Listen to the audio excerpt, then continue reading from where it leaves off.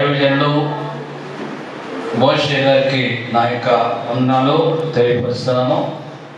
గడిచిన రాత్రి మొదటి కూటమిలో కూడా ఆయనే స్తుతి ఆరాధన నడిపించడానికి ప్రభు అవకాశాన్ని దయచేస్తారు.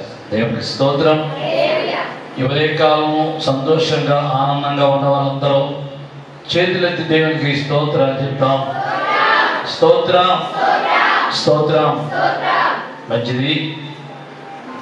దేవుడి దాసుని మన మధ్యకి చాలా ఆయన ఎప్పుడు టైం అంటే టైమే. అత్యవసరమైన పని ఏమైనా ఉంటే కొంచెం 10 నిమిషాలు లేట్ అవుతుందేమో కానీ 12 గంటల లోపల వచ్చేస్తారండి అయ్యగారు. ఆయన రాత్రి చెప్పారు.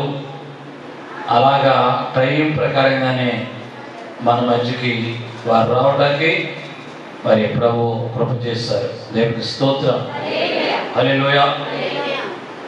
దేవుడు ఎన్నుకున్న అభిషేక్తులు, దేవుడు ఎన్నుకున్న దైవజనులు. రాత్రి చెప్పాను కదా, ఎగస్ట్రాలు ఏమీ ఆయన దగ్గర ఉండవు. అసలు ప్రారంభం నుండి ఎలాగైతే ఆయన దేవుని పరిచర్య చేస్తున్నారో ఇప్పటికీ అలాగే పరిచర్య చేస్తున్నారు.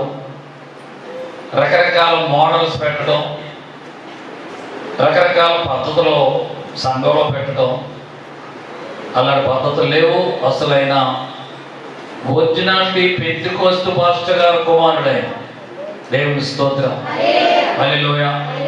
దగ్గర ఇంతకుముందే మరి 3 పర్యాయములు మన మధ్యకి ఆయన వచ్చుంటారు. 3 పర్యాయాల కంటే ఎక్కువ అయి ఉండొచ్చు. దగ్గర ఒక 20 సంవత్సరాల నుంచి మరి వారితో నాకు పరిచయం ఉంది. అప్పటి నుంచి ఎప్పుడు అడిగినా నేను అయ్యగారు వస్తాను తప్పనిసరిగా అని చెప్పటం, వారికి ఇచ్చిన సందేశాన్ని మాట్లాడటం మరి మన మధ్య నడుస్తూ ఉంది. వారిని ఇంకా ఆయుస్సు ఆరోగ్యాన్ని దేవుడు వారికి ఇచ్చి తన పరిచర్యలో దేవుడు బహుబలముగా వాడుకొని నిమిత్తం మీరందరూ ప్రార్థన చేయమని మరొకసారి మీ అందరికి నేను జ్ఞాపకం చేస్తున్నాను. దేవునికి స్తోత్రం. ఆ సమయాన్ని వారికి ఇస్తున్నాము. ఎందుకంటే సమయాన్ని మనం పాడు చేయకూడదు. వచ్చిన అభిషేక్తులు దైవజనులు మనం వాడుకోవాలి. ఆయనలో ఏ మాటలు ఆయన మనకి తెలియజేసి మాట్లాడతారో ఆ మాట కోసం మనము కనిపెట్టాలి. అందరికీ ఆకలి ఉండాలి. అమ్మా ఏముండాలి? శారీరకమైన ఆకలి కాదు, ఆ తర్వాత ఆత్మ సంబంధమైన తప్పిక ఆకలి ఉండాలి. అటువంటి వారితో తప్పనిసరిగా ఆయన మాట్లాడతారు. దేవుని స్తోత్రం. చేత ఇప్పుడు ఈ మధ్యాహ్న కాలం వారు మనతో మాట్లాడుతూ ఉండగా, ప్రభా నాతో మాట్లాడు, నన్ను సంధించు, పక్కన వాళ్ళతో మాట్లాడు అని కాదు నీ చేసే ప్రార్థన, నాతో ప్రత్యేకంగా మాట్లాడు అని ఎవరు మట్టుకు వారి ప్రార్థనతో ఉంటే తప్పనిసరిగా ప్రభు మీతో మాట్లాడతారు. దేవుని దాసులు వస్తూ కూడా చప్పట్లు కొట్టి దేవుని దాసులు ఆహ్వానించారు.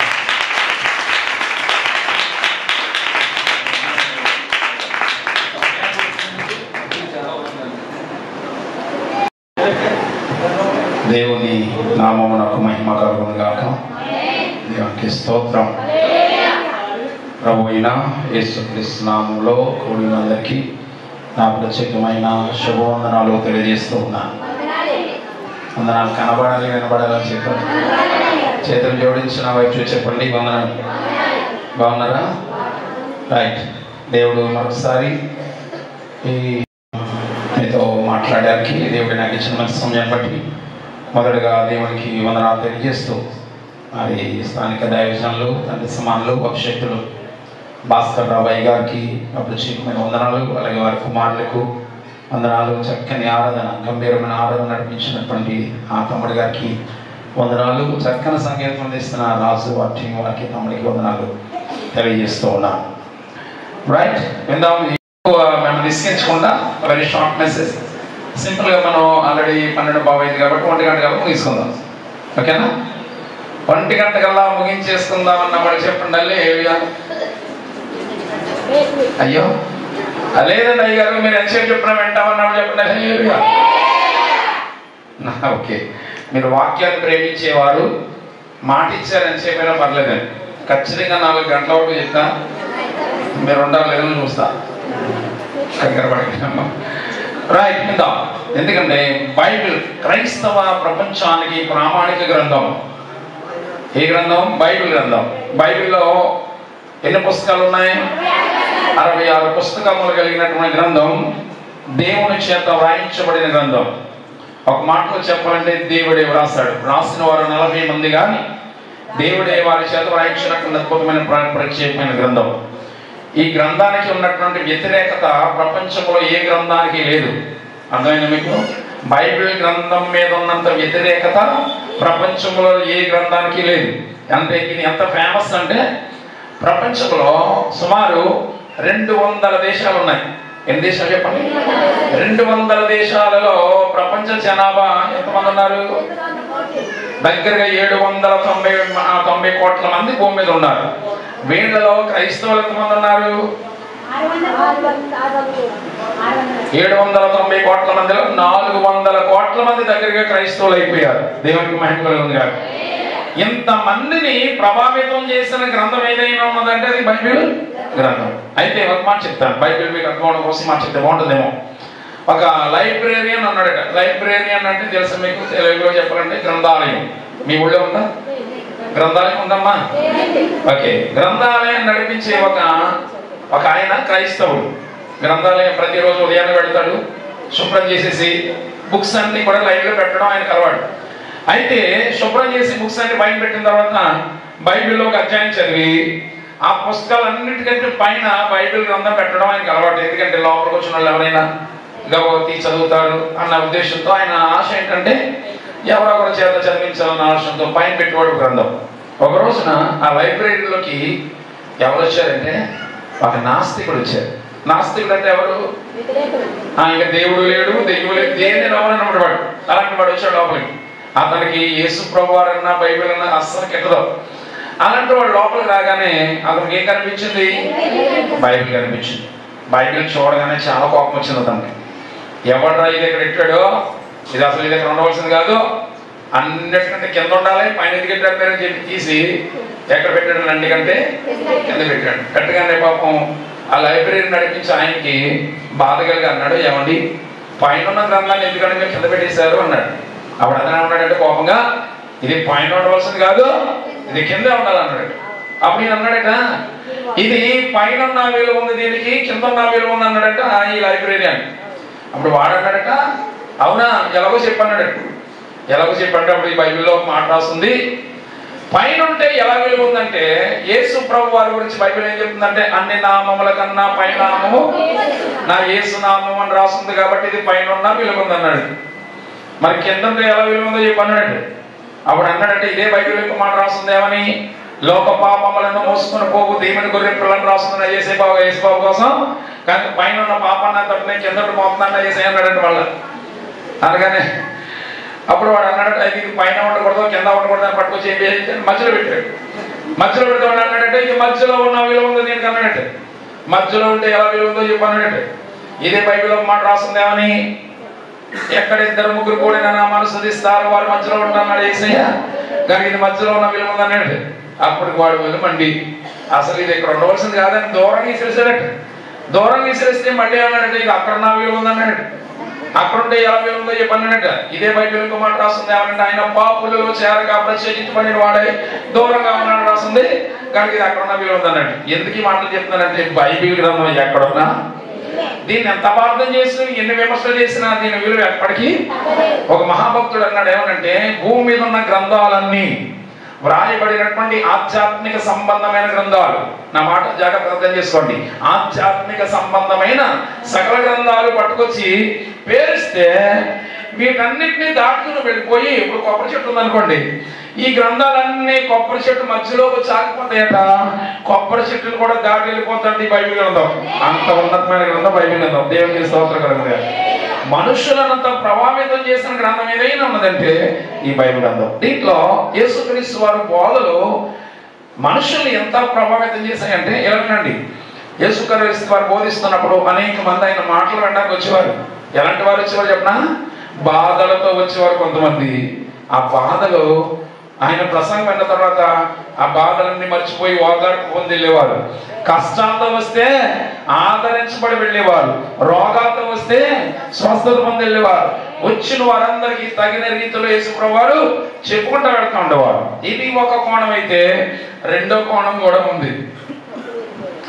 ఏంటి రెండో కోణం? ఆయన మాట్లాడుతున్న మాటలు విన్నటువంటి ప్రజలు చాలాసార్లు భయపడుతూ ఉండేవారు. భయపెట్టే మాటలు కూడా మాట్లాడేవారు ఆయన.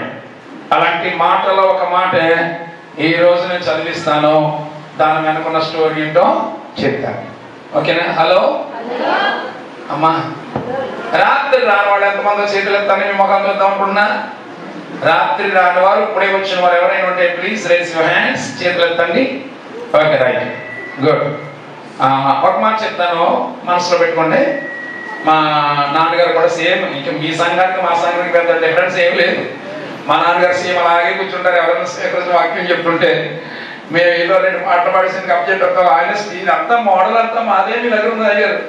Okay, right.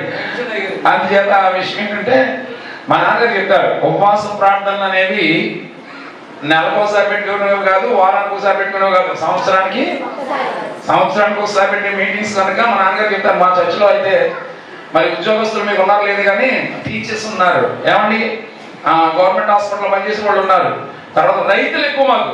ఎందుకంటే మ్యాక్సిమం మాకు ఏమండి ఉపవాస ప్రార్థనలు వెళ్తే పాలు బిందులు పెట్టి బిందులు వస్తాయి మాకు. ఓకే, ఎందుకంటే అందరికీ ఆవులు గేదెలు పాడి ఎక్కువ మా ఊళ్ళో ఎక్కువగా. వేండ్ర అంటేనే పాడి పంటలు బాగా. జున్ను తినాలంటే వేండ్ర రావాలంటారు వచ్చిన మాస్టర్లు అందరూ. ఏమండి పెరుగు తినాలంటే వేండ్ర అంటారు. అంత అద్భుతమైన సంఘం. రైతులందరూ ఏమండి మా నాన్నగారికి ఉద్యోగస్తులు సెలవు పెట్టండి 3 రోజులు, వ్యాపారస్తులు వ్యాపారం పక్కన పెట్టండి, ఏమండి పనులు చేసే వాళ్ళందరూ ఇది చేయాలి. ఖచ్చితంగా 3 దినాల్లో కూడా కుటుంబాలతో మందిరంలో ఉండాలి. 3 దినాలని చెప్పి ఉద్యోగస్తులు సెలవు పెట్టేస్తారు, వ్యాపారస్తులు వ్యాపారం పక్కన పెట్టేస్తారు. కుటుంబాలతో వచ్చి ఏం చేస్తారంటే బయట టెంట్ వేయాలి. హలో, బయట టెంట్ వేయాలి. హాస్పిటల్ ఉన్నప్పటికీ బంధువులు వస్తారు, వాళ్ళ బంధువులు పిలుచుకుంటారు హాస్పిటల్. నిజంగానే పండుగల్లా జరుగుతాయి. దేవునికి స్తోత్రం. అయితే మా నాన్నగారు చెప్పిన మాట ప్రకారం అనేవారు, మీరమ్మా మీరు ఎన్ని పనులు ఉన్న ప్రయాణాలు మానేయాలి, అన్ని మానేసి 3 రోజులు ఉండాలి దేవుడి సందులో. కుటుంబాలతో 3 రోజులు ఉంటే ఖచ్చితంగా దేవుడు మీ కుటుంబాలు దీవిస్తాడు అని చెప్పిన దాన్ని బట్టి కుటుంబాలతో 3 దినాలు. ఇంకోటి, మొదటి మీటింగ్ నుండి చివరి మీటింగ్ వరకు అన్ని మీటింగ్స్ లో ఉండితేరా. ఇప్పుడేముందమ్మా, హలో ఇప్పుడు ఏమీ లేదు. ఒకప్పుడు వినండి, పగల ఉదయం 10 గంటలకు 9 గంటలకు స్టార్ట్ చేసేవారు. 1 గంట వరకు ఆరాధన ఉండేది, వాక్యం ఉండేది. ఒక అరగంట గ్యాప్ ఇచ్చేవారు. మళ్ళీ 1 గంట 2 గంట మొదలెట్టేవారు, 4:30 వదిలేవారు. మళ్ళీ 6 గంటలు 7 గంటల కల్లా మొదలు కూడా స్టార్ట్ చేసేవారు. 8 గంటలకు అయ్యేది, 1 గంటకు అయ్యేది. మళ్ళీ తెల్లవారుజాము 4 గంటలు వేసిపోయేవారు, మళ్ళీ ఆరాధన మొదలెట్టేవారు. హలో ఉన్నారా? ఒకప్పుడు ఉపవాస ప్రార్థనలు అవి. ఇప్పుడు 1 గంట ఎక్కువైందంటే చాలు, వాళ్ళ మొఖాలు చూడలేము కదా. అందుచేత వినండి, మిమ్మల్ని అంత, ఎందుకంటే అప్పుడు వేరు ఇప్పుడు వేరు. అప్పుడు ఫుడ్ వేరు, ఇప్పుడు ఫుడ్ వేరు. అట్లా ఇంట్లో ఎవరన్నా తిన్నారమ్మా? ఇంట్లో కన్నా అంత ఫాస్ట్ ఫుడ్ అయిపోయింది. ఓకే, మ్యాక్సిమం బయట వంటలు తినేస్తున్నారు. అందుచేత బీపీలు, షుగర్లు, కాళ్ళు నొప్పులు, ఒళ్ళు నొప్పులు ఇవన్నీ ఎక్కువైపోయాయి. అందుచేత ఆ విషయం ఏంటంటే మిమ్మల్ని శ్రమ పెట్టకుండా ఉండడం కోసం పగల ఒక మీటింగ్ అయినా 2 అయితే ఉన్నాను. ఒకటి కదా, వెరీ గుడ్, మీరు ధన్యులు, దేవునికి మహిమ కలుగునుగా. రాత్రి మీటింగ్, పగల మీటింగ్ తో క్లోజ్ అయిపోతుంది మీటింగ్. సరే విందాం. వినండి, యేసుప్రభువు వారి ప్రమాణంలో ఒక మాట చదువుతామా? చూడండి ఒకసారి. మత్తయి సువార్త 12వ అధ్యాయము 42వ వచనం వరకు చదువుదాం. మత్తయి సువార్త 12వ అధ్యాయం 42వ వచనం చదవండి. ఎక్కడో నూతులో మాట్లాడిన పడుతుంది, ఎక్కడో దూరంగా. విమర్శ సమయమున దక్షిణ దేశపు రాణి ఈ తరము వారితో నిలబడి వారి మీద నేరస్థాపన చేయును.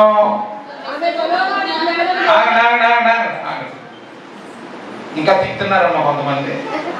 మత్తయి సువార్త పక్కన చూడండి, దొరికిందా? కొత్త నిబంధనలోనే మొదటి పుస్తకం. ఏంటది? మత్తయి సువార్త 12వ అధ్యాయం 42వ వచనం. ఒకసారి గట్టిగా చదవండి. విమర్శ సమయమున దక్షిణ దేశపు రాణి ఈ తరము వారితో నిలబడి వారి మీద నేరస్థాపన చేయును. చాలు, తలల పైకి ఎత్తండి, నా వైపు చూడండి. ఇంకా నా వైపు చూడండి, బైబిల్ చూడండి, నా వైపు చూడండి. ఈ మాట నా వెనక చెప్పండి అందరూ, నా వెనక అందరూ ఈ మాట పలకండి. విమర్శ సమయమున. అందరూ అన్నారా? పైనుంచి పడే సౌండ్ తమిళ చెప్పండి. విమర్శ సమయమున దక్షిణ దేశపు రాణి ఈ తరము వారితో నిలబడి వారి మీద నేరస్థాపన చేయును. రైట్, ఇదే పాఠం ఈ పాటలో. ఓకే, చాలా బాగుంటుంది, జాగ్రత్తగా పెడితే మీకు అర్థమవుతుంది. ఇది ఒక మర్మయుక్తమైనటువంటి మాట. ఈ మాట పలికింది ఒక మనుషుడు కాదు, ఒక శిష్యుడు కాదు, యేసుక్రీస్తు వారే ఈ మాట పలికారు. ఏమన్నారైనా విమర్శ సమయం కూడా రాబోతుంది. ఆ విమర్శ రోజున దక్షిణ దేశపు రాణి వచ్చి మనతో పాటు నిలబడి మనం ఏదేం చేయబోతుందట, నేరస్థాపన చేయబోతుందట. దీంట్లో 3 విషయాలు ఉన్నాయి, 3 పాయింట్స్. 3 విషయాలు. మొదటిది విమర్శ సమయం. విమర్శ సమయం అంటే ఏంటో చెప్పడానికి నేను నిలబడలేదు, దాని గురించి అదో ప్రసంగమే అవుతుంది. రెండవది, విమర్శ జరుగుతూ ఉండగా ఒక రాణి వచ్చి నిలబడుతుందన్న మనతో పాటు. ఏ రాణి చెప్పారు యేసయ్య? దక్షిణ దేశపు రాణి అన్నారు. ఈ రాణి ఎవరు? ఫస్ట్ విమర్శ ఏంటో చూద్దాం. రెండవది, ఈ రాణి ఎవరు చూద్దాం. మూడవది, ఈమె మన మీద చేసే నేరస్థాపన ఏంటో చూద్దాం. ఈ 3 విషయాలు చెప్పాలి. అయితే 3 విషయాలు చెప్పాలంటే 3 గంటలు టైం పడుతుంది కనుక 3 గంటల టైం అంటే చాలా సుదీర్ఘ సమయం కనుక దీంట్లో కీలకమైన ఒక విషయం చెప్తాను. 3 ఒకే ఒక పాయింట్ చెప్తాను. ఈ రాణి ఎవరో చూద్దాం. ఓకే, దక్షిణ దేశపు రాణి అన్నారు కదా. విమర్శ అంటే సింపుల్ ఒక మాట చెప్పినాడు. విమర్శ అనగా ప్రతిదానికి ఏముంటుంది? విమర్శ ఉంటుంది. ఇప్పుడు యేసుక్రీస్తు వారు చెప్పిన విమర్శ ఏంటంటే, యేసుక్రీస్తు వారు రెండోసారి మధ్యాకాశానికి రాబోతున్నారు కదా. మొదటిసారి వచ్చారు, మన కొరకు ప్రాణం పెట్టారు, సమాధి చేయబడి తిరిగి లేచి పరలోకానికి వెళుతూ ఏమన్నారైనా I'm going but I will come back, వెళుతున్నాను కానీ మళ్ళా నేను తిరిగి వస్తున్నానని చెప్పిన దాని కొరకే క్రైస్తవ ప్రపంచం అంతా ఎదురు చూస్తున్నారు కదా. రెండోసారి యేసు ప్రభువు వచ్చినప్పుడు భూమి మీదకి వస్తారా? Very good. రెండవ రాకడలో 2 ఘట్టాలు ఉన్నాయి. భూమి మీదకి రాడు, ఎక్కడికి వస్తాడు? మధ్యాకాశానికి వస్తాడు. మనమే అక్కడికి ఎత్తబడతాం. ఎత్తబడగానే ఏం జరుగుతుంది? మనం అందరం మధ్యాకాశానికి యేసు ప్రభువు రాకడ వచ్చిందండి, ఎత్తబడతాం కదా. ఎత్తబడగానే ఏం జరుగుతుంది? విందు జరుగుతుందని అందరికీ మనసంతా విందు మీద ఉండిపోయిందండు. హలో, విందు కాదు వినండి, ఇది మనకు తెలియాలి. చాలా మంది ఏ ప్రేమలో ఉన్నారంటే, యేసు ప్రభు వారి మధ్యాకాశానికి రాగానే ఎత్తబడగానే విందులోకి వెళ్తాం, మంచి బిర్యానీ ఉంటుంది, ఇక్కడ ఏ బిర్యానీ వెళ్తాం, అక్కడికి ఎలా ఉంటుంది బిర్యానీ అనే ఉద్దేశం మనసు అంతా దేని మీద ఉంది? మనకి విందు మీద ఉంది కదా. అందుకే వినండి, మనకి క్రైస్తవ సమాజంలో ఒక డినామినేషన్ ఉంది, మనందరికి బాగా తెలుసు. బైబిల్ మిషన్ డినామినేషన్ ఉంది కదా. చాలా మంది బైబిల్ మిషన్ వారిని పిలుస్తూ ఉంటారు వాక్యం చెప్పడానికి. బైబిల్ మిషన్ వారికి ఒక ట్యాగ్ ఉంటుంది. ట్యాగ్ ఏంటంటే, ప్రభు అయిన మరణాత. చెప్పండి అందరూ. అంటే అర్థం ఏంటి? ప్రభు అయిన యేసు త్వరగా రమ్ము వచ్చున్నాడు, లేదా త్వరగా రమ్మని అంటాం. అంటే వినండి, యేసయ్య త్వరగా రమ్మంటున్నారు కదా. నిజంగా ఆయన వస్తే ఏం జరుగుతుందో నిజంగా వీళ్ళకి తెలిస్తే కనుక ఈ మాట అనాలంటే దమ్ముండాలి. ఏమనుకున్నారు? వస్తే విందులోకి వెళ్ళిపోదాం అనుకుంటున్నారు. విందు కాదు ఆయన. నువ్వు ఎత్తబడగానే జరిగే మొట్టమొదటి విషయం ఏంటంటే, విమర్శలోకి వెళ్ళబోతున్నావు. ఎక్కడికి వెళ్ళబోతున్నావు? విమర్శలోకి వెళ్ళబోతున్నావు. ఎవరు చెప్పిన మాట? నేను చెప్పిన మాట కాదు, బైబిల్ చెప్పిన మాట. బైబిల్ రాస్తున్న మాట చదువుతారు ఒకసారి తీయండి. పౌలు, అపోస్తలుడైన పౌలు గారు సంఘానికి రాశాడు. ఏం రాశాడు? కొరింథీయులకు రాసిన పత్రిక చదవండి ఒకసారి. కొరింథీయులకు రాసిన పత్రిక 4వ అధ్యాయము 5వ అధ్యాయము 5వ వచనం చదవండి. కొరింథీయులకు రాసినటువంటి మొదటి పత్రిక 4వ అధ్యాయం 5వ వచనం చదవండి.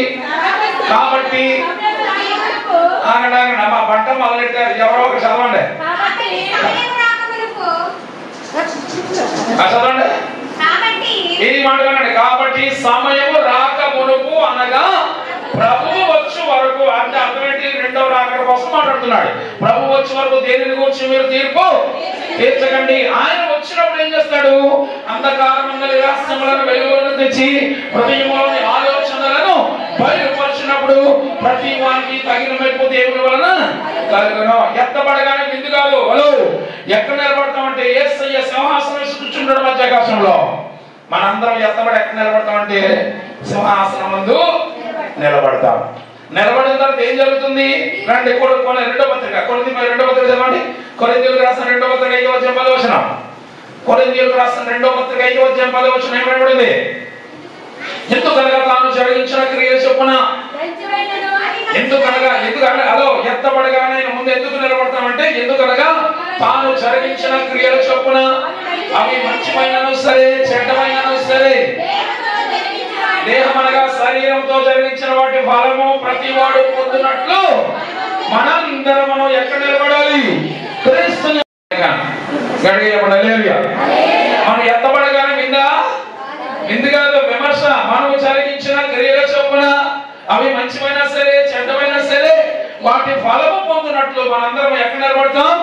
క్రీస్తు న్యాయపీఠం ఎదుట నిలబడబోతున్నాం. దీని గురించి వివరణ లోపలికి వెళ్తే ఒక 1 అవర్ పడుతుంది. అయితే వినండి, ఈ విమర్శ జరుగుతూ ఉండగా ఈ విమర్శ అయిన తర్వాత విందులోకి వెళ్తాం. వెళ్ళగానే ఎత్తబడగానే ఇది కాదు, ముందు విమర్శ జరుగుతుంది. విమర్శ అనంతరం ఎక్కడికి వెళ్తాం చెప్పండి? విందులోకి వెళ్తాం. ఈ విమర్శ జరిగేటప్పుడు ఉన్నట్టుండి ఒక రాణి వస్తుందంట. అమ్మ రాణి వచ్చి మనతో పాటు నిలబడుతుందంట. నిలబడి మన మీద ఏం చేస్తుంది? నేరస్థాపన చేస్తుంది. నేరస్థాపన సంగతి తర్వాత చూద్దాం. అసలు ఎవరు ఈ రాణి? ఈ రాణి గురించి యేసుక్రీస్తు వాళ్ళు ఎందుకు మాట్లాడారో ఆ విషయం బ్యాక్గ్రౌండ్ లోకి వెళ్ళి చరిత్ర ఉంటుంది. కంగారు పడకండి, సింపుల్ గా మీకు అర్థమయ్యేలాగే చెప్తారు. ఓకేనా? హలో ఉన్నారు కదా? ఎవరు ఈ రాణి అంటే వినండి, యేసుక్రీస్తు వారు అమ్మా యేసుక్రీస్తు వారి లోకానికి రాకముందు ప్రభువారు భూమి మీద పుట్టకముందే 700 సంవత్సరాల క్రితం పుట్టింది రాణి. యేసు ప్రభు వారికి ఎంత దూరంలో? 700 సంవత్సరాల ముందు పుట్టింది మహాతల్లి. ఆమె మహాతల్లి పరిపాలించి చనిపోయిన తర్వాత 700 సంవత్సరాలు యేసు ప్రభు వారు వచ్చిన భూమి మీదకి. అంటే యేసు ప్రభు వారికి రాణికి మధ్య కాలం ఎంత దూరం చెప్పండమ్మా? 700 సంవత్సరాల తర్వాత యేసు ప్రభు వచ్చి ఈ రాణి గురించి మాట్లాడుతున్నారు అంటే ఈ రాణి సామాన్యురాలు కాదు. ఎవరి రాణి? యేసు ప్రభు వారి రాణి గురించి ఎందుకు మాట్లాడారన్నది ఈ రోజు నేను చెప్పబోయే పాఠం. ఓకే, జాగ్రత్తగా వినండి, మీకు చాలా బాగుంటుంది, బాగా అర్థమవుతుంది. అయితే వినండి, అయినా ఒక క్లూ ఇచ్చారు యేసు ప్రభు వారు. యేసు ప్రభు వారు ఒక క్లూ ఇచ్చారు. ఏమని? ఏ రాణి అని చెప్పారు? దక్షిణ దేశపు రాణి అన్నారు. అయితే దక్షిణ దేశం అంటే ఏంటో చెప్తారు వినండి. ఇస్రాయల్ దేశం ఉంది కదా, అమ్మ ఇక్కడ గల్ఫ్కి వెళ్ళినట్టు ఉన్నారు ఎవరన్నా? అయ్యారు వాటి దుబాయ్ మస్కట్. నేను వెళ్తున్నాను ఎప్పుడంటే రేపు నవంబర్లో నేను దుబాయ్లో వెళ్తున్నాను వాకింగ్ చెప్పాను. సరే, ఆ ఏరియాలో మన ఏరియా వాళ్ళు ఎక్కువ గల్ఫ్లో ఉంటారు కదా. It's the one of the part in Gulf countries. Gulf కంట్రీలో ఒక కంట్రీ, ఒక దేశమే ఇస్రాయేల్ దేశం. మనకు దక్షిణ భాగంలో 1250 మైళ్ళ దూరంలో ఒక దేశం ఉంది. ఏ దేశానికి? ఇస్రాయేల్ దేశానికి. ఇలా చెప్పండి, యేసుక్రీస్తు వారు పుట్టిన దేశం ఏ దేశం? అమ్మా మీకు వందనాలు. యేసు ప్రభు వారు పుట్టిన దేశం ఏ దేశం అంటే? ఇస్రాయేల్ దేశం అంటే ఇస్రాయేల్ దేశంలో యేసు ప్రభు పుట్టారు కదా. ఇస్రాయేల్ దేశానికి దక్షిణ భాగంలో 1250 మైళ్ళ దూరంలో ఒక దేశం ఉంది. ఆ దేశం పేరు ప్రస్తుత నామధేయం ఇప్పుడున్న పేరు ఏంటంటే యమాన్ అనే దేశం. యమాన్ అనే దేశం ఉంది, ఒమెన్ అనే దేశం ఉంది. 2 దేశాలు ఉన్నాయి, 2 కంట్రీస్. అంతే కదా? ఓకే, ఇది ఇప్పుడున్నటువంటి మీరు మ్యాప్ లో చూసుకుంటే కనుక యమాన్ అనే ఒక దేశం ఉంటుంది, ఒమెన్ అనే 2 దేశాలు ఉంటాయి. దీంట్లో యమాన్ అన్నట్టు అందరూ యమాన్ అనే దేశము ఇస్రాయల్ దేశానికి దక్షిణ భాగంలో ఎంత దూరంలో ఉందని చెప్పాను? 1250 మైళ్ళ దూరంలో ఉంది. ఇప్పుడైతే దాని పేరు యమాన్ గాని ఒకప్పుడు దాని పేరు శాప దేశము. చెప్పండి అందరూ, శాప దేశం. ఈ పాటకు అర్థమైపోతుంది రాణి ఎవరో. శాప దేశం రాణి గురించి చేసి మాట్లాడారు. వినండి, ఊర్ల పేర్లు పట్టణాల పేర్లు మారిపోతూ ఉంటాయి. నేను బిబ్లికల్ స్టడీ చేస్తున్నప్పుడు చెన్నై, ఇప్పుడు చెన్నై కానీ మెడ్రాస్ లో చదివాను. నేను ఎవరు ఎక్కడ చదువుతారంటే వాడు మెడ్రాస్ లో చదువుతాను. వాడు మెడ్రాస్ లో చదివాను నేను నా బీటెక్ 3 సంవత్సరాలు. కానీ ఇప్పుడు మెడ్రాస్ లో మారిపోయింది. ఏమైపోయింది? చెన్నై. ఒకప్పుడు బొంబాయి ఉండేవారు మనోళ్ళు, ఇప్పుడు ఏమైపోయింది? ముంబాయి. అర్థమైంది? ఇలా ఏమైపోయింది? ఒకప్పుడు రాజమండ్రి అనేవాళ్ళు ఇప్పుడు రాజమండ్రి కాదు, రాజమండ్రి మార్చేశారు. ఇలా విషయం ఏంటంటే దేశాల పేర్లు కూడా మారిపోయాయి. ఇప్పుడు ఉన్నటువంటి యమన్ అనే దేశమే క్రీస్తు పూర్వం 700 సంవత్సరాలు వెనక్కి వెళ్తే కనుక దాని పేరు శాప దేశము. అర్థమైందా? ఇప్పుడు ఏ రాణి గురించి మాట్లాడుతున్నారు? యేసయ్య శాప దేశం రాణి కొరకు మాట్లాడుతున్నారు. అయితే విషయం ఏంటంటే బైబిల్లో చాలా మంది స్త్రీల పేర్లు రాయబడలేదు, కావాలని రాయలేదు. ఎందుకు రాయలేదో చెప్పాలంటే ఇక్కడ బైబిల్ క్లాస్ అయిపోతుంది. కలిసేత కావాలని రాయలేదు. అందుకే చూడండి, సునేమియురాలు అని ఉంటుంది తప్ప ఆమె పేరు ఉండదు. ఏమండి? సునేమనుడని పట్టణంలోనే మోసం చేస్తున్నా గంధురాలైన స్త్రీ అని ఉంటుంది తప్ప పేరు ఉండదు. శాపదేశపు రాణి అని ఉంటుంది తప్ప పేరు లేవు. వినండి, కానీ వీళ్ళ పేరు చరిత్రలో ఉన్నాయి. ఎలాగా? శాపదేశపు రాణి యొక్క పేరు ఎంతమంది తెలుసుకోవాలనుకున్నారు? చేతులంటే ఆవిడ పేరు మాకు ఎందుకంటే అన్నట్టు పెట్టారు మొక్క. ఓకే, ఆమె పేరేంటంటే మిల్కానా. మిల్కానా అన్నారు. ఓకే, మిల్కానా అనబడిన నామధేయం కలిగిన మహాతల్లి ఎవరంటే శాపదేశపు రాణి. ఆ రాణి గురించి యేసుప్రభు మాట్లాడుతున్నారు. ఈ రాణికి యేసుప్రభు కాలానికి దూరం ఎంత గ్యాప్ ఉంది? ఎందుకు రిపీట్ చేసి ఎందుకు మాట్లాడుతున్నారంటే ఇవన్నీ మైండ్లో ఉండాలా. ఓకేనా? అయితే యేసుప్రభు మాట్లాడుతున్నటువంటి రాణి గురించి కొన్ని విషయాలు చెప్తాను ఈరోజు. జాగ్రత్తగా మనసు పెట్టి ఆలోచించాను. ఏమంటే ఈ ప్రసంగం ఈమె గురించి చెప్పడానికి ముందు మిమ్మల్ని అందరూ ప్రశ్న వేస్తాను. ప్రశ్నకు సమాధానం చెప్తే మీకు అద్భుతం గిఫ్ట్ కూడా ఇస్తాను. అడగనుగా కొన్ని మోకాలు ఎలా ఉన్నాయంటే నువ్వు చెప్పాలనుకున్నది చెప్పి వెళ్ళిపో.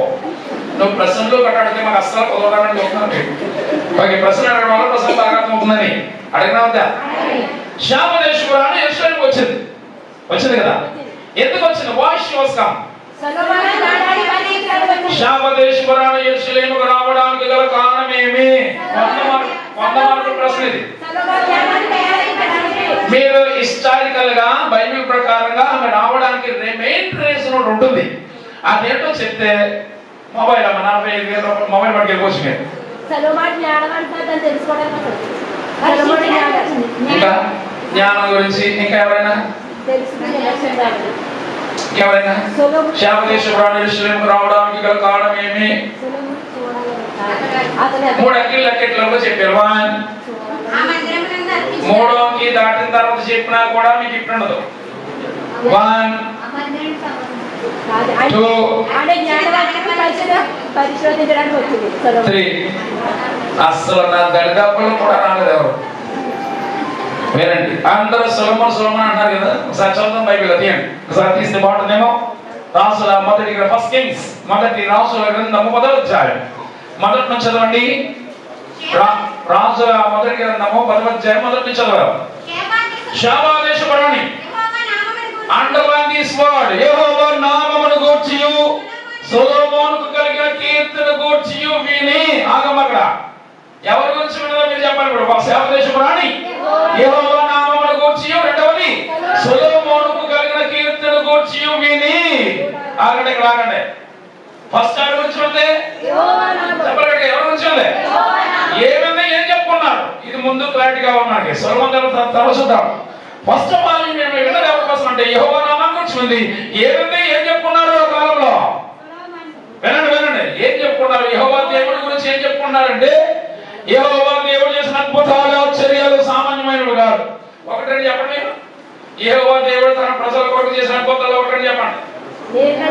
మీరు ఉన్నాయి కదా, పక్కన మాట్లాడేద్దాం నేను అనుకున్నా. చెప్పండి. ఇశ్రాయేలు ప్రజలు తన జనాంగం ఐగుప్తు దేశంలో బానిసత్వంలో ఉండగా దేవుడు దేవుడు వారి మనాలకి ఏం చేశాడు? వాడిని బయటికి తీసుకొచ్చాడు. ఎంతమందిని? అయ్యారు మీ ఊళ్ళంతా స్పీడ్ గా నాకు తెలిసి సంఘంలో ఉండరు. నిజంగా దూకేస్తున్నారంటే వాక్యం దేవునికి స్తోత్రం. అలా వినండి. 430 సంవత్సరాలు బానిసలుగా ఉన్న ఐగుప్తులో దేవుడు వారు మొరాలకించి వాడు బయట తీసుకొచ్చాడు. ఎంతమంది వచ్చారు బయటికి? ఎల్లరు ఎంతమంది వెళ్ళారు? 70 మంది వెళ్ళారు. కరువు వచ్చిందంటే 70 మంది వెళ్ళారు. ఎంతకాలం ఉండిపోయారు? 430 సంవత్సరాలు ఉండిపోయారు. కరువు వచ్చిందని వెళ్ళారు, తిరిగి రావాలి కదా. రాలేదు. ఎంతకాలం ఉన్నారు? రావాలనుకోలేదు వాళ్ళు. రావాలనుకున్నారు కానీ రాలేదు. ఎవడాడు? వాళ్ళగాడు. ఎంతకాలం చేశాడమ్మా? 430 సంవత్సరాల తర్వాత బయటకు వచ్చారు. వీడు ఎంతమంది? 6,03,550 మంది కాల్పనం అని ఉండదు బైబిల్లో. లెక్క కరెక్ట్ గా ఉంటే కనుక వినండి, 6,03,550 మంది కాల్బలం అని ఉంటుంది బైబిల్లో. వీళ్ళు వినండి, కాళ్లతో నడిచేవారు ఎంతమంది అంట? కాల్బలం అనగా వినండి, కాళ్లతో నడిచే యోధులు వీరులు ఎంతమంది? 6,03,550 మంది కాల్బలం. అమ్మా, మరి ముసలోళ్ళు నడవగలరా? అరణ్యంలో మాట్లాడలేదా? నడవగలరా? ఒళ్ళెప్పుడు పాళ్ళెప్పుడు నడవగలరా? పిల్లలు నడవగలరా? అందుచేత 6 లక్షల చిల్లర ఏం చేశారంటే వీరులైన వారికి బలమైన వీళ్ళు కావిడేసుకుని ఆ గంపలో కావిడి, ఈ గంపలో కావిడి, భుజాల మీద కొంతమంది, గుర్రాల మీద కొంతమంది, గాడిల మీద కొంతమంది, ఒంట్ల మీద కొంతమంది, వీళ్ళందరూ ఎక్కడితే టోటల్ గా 24 లక్షల మంది. కాళ్ళతో నడిచేవారు ఎంతమంది? 6,03,550 మంది. అయితే మొత్తం మీద తట్టలో, బుట్టలో, గుర్రాల మీద, గాడిల మీద, ఒంట్ల మీద ఉన్న వాళ్ళందరూ లెక్క పెడితే ఎంతమంది? 24 లక్షల మంది దేవుడు బయటికి తీసుకొచ్చాడు. తీసుకొచ్చి నడిపిస్తూ ఉండగా వీళ్ళకి వచ్చిన మొట్టమొదటి అడ్డు ఏమంటే వచ్చింది చెప్పాలా? ఎర్ర సముద్రం అడ్డు వచ్చింది. చెప్పండి, ఏమిటి వచ్చింది?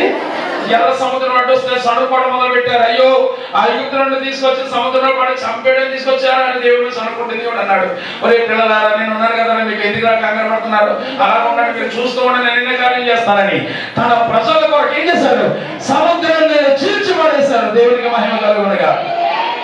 ఆరణ్యాల మీద నడిపించాడు. ఇదేంటిది అద్భుతం.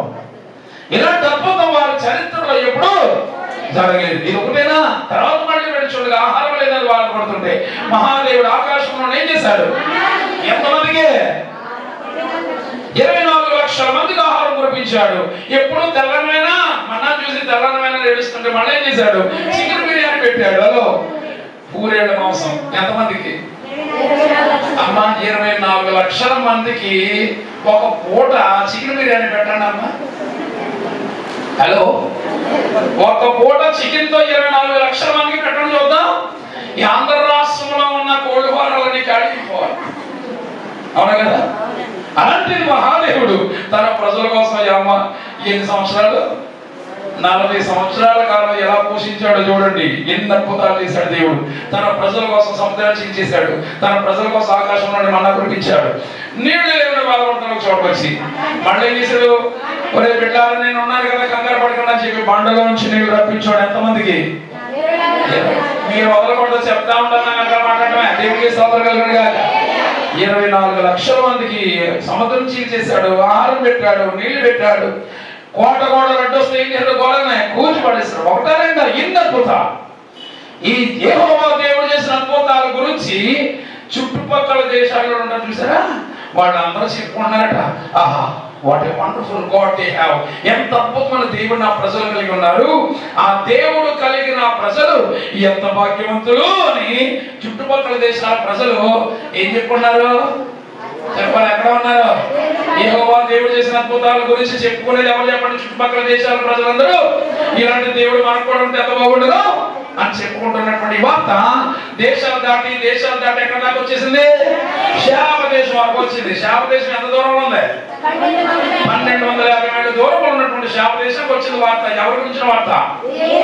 యెహోవా దేవుని గురించిన వార్త.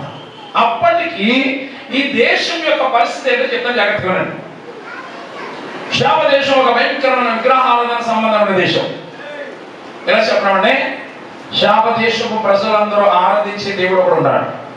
ఈమె ఎవరు? శాప దేశపు రాణి, సూర్య దేవత ఆరాధికురాలు. చెప్పని మాట, సూర్యుడిని దేవుడిగా కొలిసే దేశమే శాప దేశం. ఇంకా వేరే దేవుడిని ఎవరు ఆరాధించకూడదు, ఆరాధిస్తే శిక్షలు ఉంటాయి. ఎవరిని ఆరాధించాలి దేవుడని? సూర్యుని, సూర్య దేవత ఆరాధికుడు. సూర్య నమస్కారం అంటే తెలుసా మీకు? అమ్మా తెలుగునా? సూర్య నమస్కారం అంటే తెలుసా? మీ ఊళ్ళో చేస్తానా? మీ ఊళ్ళో చేస్తాను లేదు తెలివి. మా ఊళ్ళో మా వెంటనే గ్రామంలో మీరు ఊళ్ళోకి వచ్చారనుకోండి, ఒక పెద్ద చెరువు ఉంటుంది, పెద్ద చెరువు ఉంటుంది.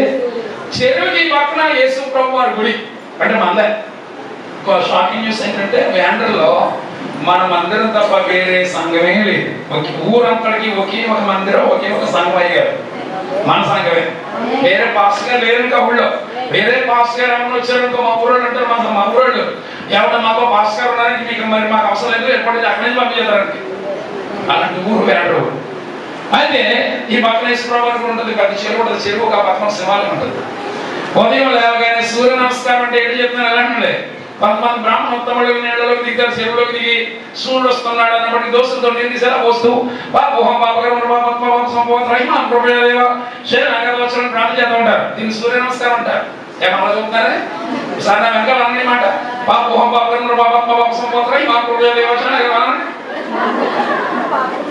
అనలేరా? నేర్చుకోవాలి కూడా చూడాలి. ఓకే సార్, దీని అర్థాలు కూడా విషయం పక్కన పెడదాం. ఇది యాక్చువల్లీ ఈ దేశంలో ఉన్న వాళ్ళందరూ కూడా సూర్యుడిని దేవుడిగా కొలిసే దేశమే శాప దేశము. అలాంటి దేశంలో ఏ వార్త వచ్చింది? యెహోవా దేవుని గురించిన వార్త. ఏదని? తన ప్రజల కొరకు సముద్రాన్ని చీల్చేశాడంట, ఆహారం లేదంట, ఆకాశం మన్నా కురిపించాడట, నీళ్లు లేని బాధపడుతుంటే బండ నుంచి నీళ్లు రప్పించాడంట. ఈ మాటలు వినగానే ఆ దేశస్థులు బైబిల్ రాత్రి చెప్పుకున్న వినటం వలన విశ్వాసం కలుగుతున్న మాట విన్నట్టుగా ఆ ప్రజలు యెహోవా దేవుని గురించి ఎప్పుడైతే ఉన్నారో వాళ్ళు అనుకున్నారట, అదే రే ఏంటా బాబు తన ప్రజల కోసం సముద్రాన్ని చేర్చడం ఏంటి? ఇలాంటి దేవుడు ఉన్నాడా ఈ భూమి మీద? ఆకాశంలో మన్నా కురిపించాడు ఆరాధించడం ఏంటి, బండ్లోంచి నీరు రప్పించడం ఏంటి? ఇంత గొప్ప దేవుడు ఉన్నాడు ఈ భూమి మీద. మనం ఆరాధిస్తున్నటువంటి సూర్యుడనే దేవుడు ఎప్పుడు ఎలాంటి కార్యాలు చేయలేదే. ఇన్నపోతాలు చేసిన దేవుడు కూడా ఉన్నాడు ఈ భూమి మీద. ఇంతగా దేశం ఎంత గొప్ప దేశమో, ఆ ప్రజలు ఎంత గొప్ప వాళ్ళని వీళ్ళు కూడా అనుకుంటూ ఉండగా వాళ్ళకు ఒక షాకింగ్ న్యూస్ విన్నారు. వాళ్ళు ఆ షాకింగ్ న్యూస్ ఏంటో చెప్తాను. అందరు ఎక్కడ ఉన్నారా? ఎక్కడ ఉన్నారా? రైట్. మీరు ఎప్పుడైనా టీవీ చూస్తారా? మీరు టీవీ చూస్తాయి మొక్కలు ఎంత టీవీ అంటే ఏంటంటే టీవీలో మీరేం చూస్తారా బాగా తెలుసమ్మా? మీ జాతకాలు నా దగ్గర ఉన్నాయి. టీవీ చూడద్దా అట్లా అడ్డమైన ఛానల్ చూడకండి. అద్భుతమైన ఛానల్స్ ఉన్నాయి టీవీలో కూడా. డిస్కవరీ ఛానల్ చూడండి. It's wonderful channel award. దాని విషయం ఏంటంటే టీవీలో ఒక యాడ్ వస్తుంది, హవక్కయ్యారు. చూడదే మీరు హవక్కయ్యారు అన్నట్టుగా ఈ శాపదేశం ప్రజలు కూడా హవక్కయ్యను వాడుతున్నారు. ఏమంటే ఇంత గొప్ప దేవుడు, తన ప్రజల కోసం సముద్రాన్ని చీల్చిన దేవుడు, ఆకాశం మన్నా కురిపించిన దేవుడు, బండ్లోంచి నీరు రప్పించిన దేవుడు ఆశ్చర్యపోతుండగా ఇంకో వార్త ఏమన్నారంటే అప్పటికి వాళ్ళు ఆరాధన చేసే దేవుడు ఎవరు అడిగి చెప్పండి? చూడు కదా. ఇన్ని అద్భుతాలు చేసే దేవుడు కూడా ఏ పేరు ఉంది? ఏం పేరు చెప్పినా? యెహోవా దేవుడికి ఉన్న పేరు ఏంటంటే నీతి సూర్యుడైన. చెప్పండి, ఏ కన్నడ బైబిల్లో నీతి సూర్యుడైన యెహోవా ఉంటుంది బైబిల్లో.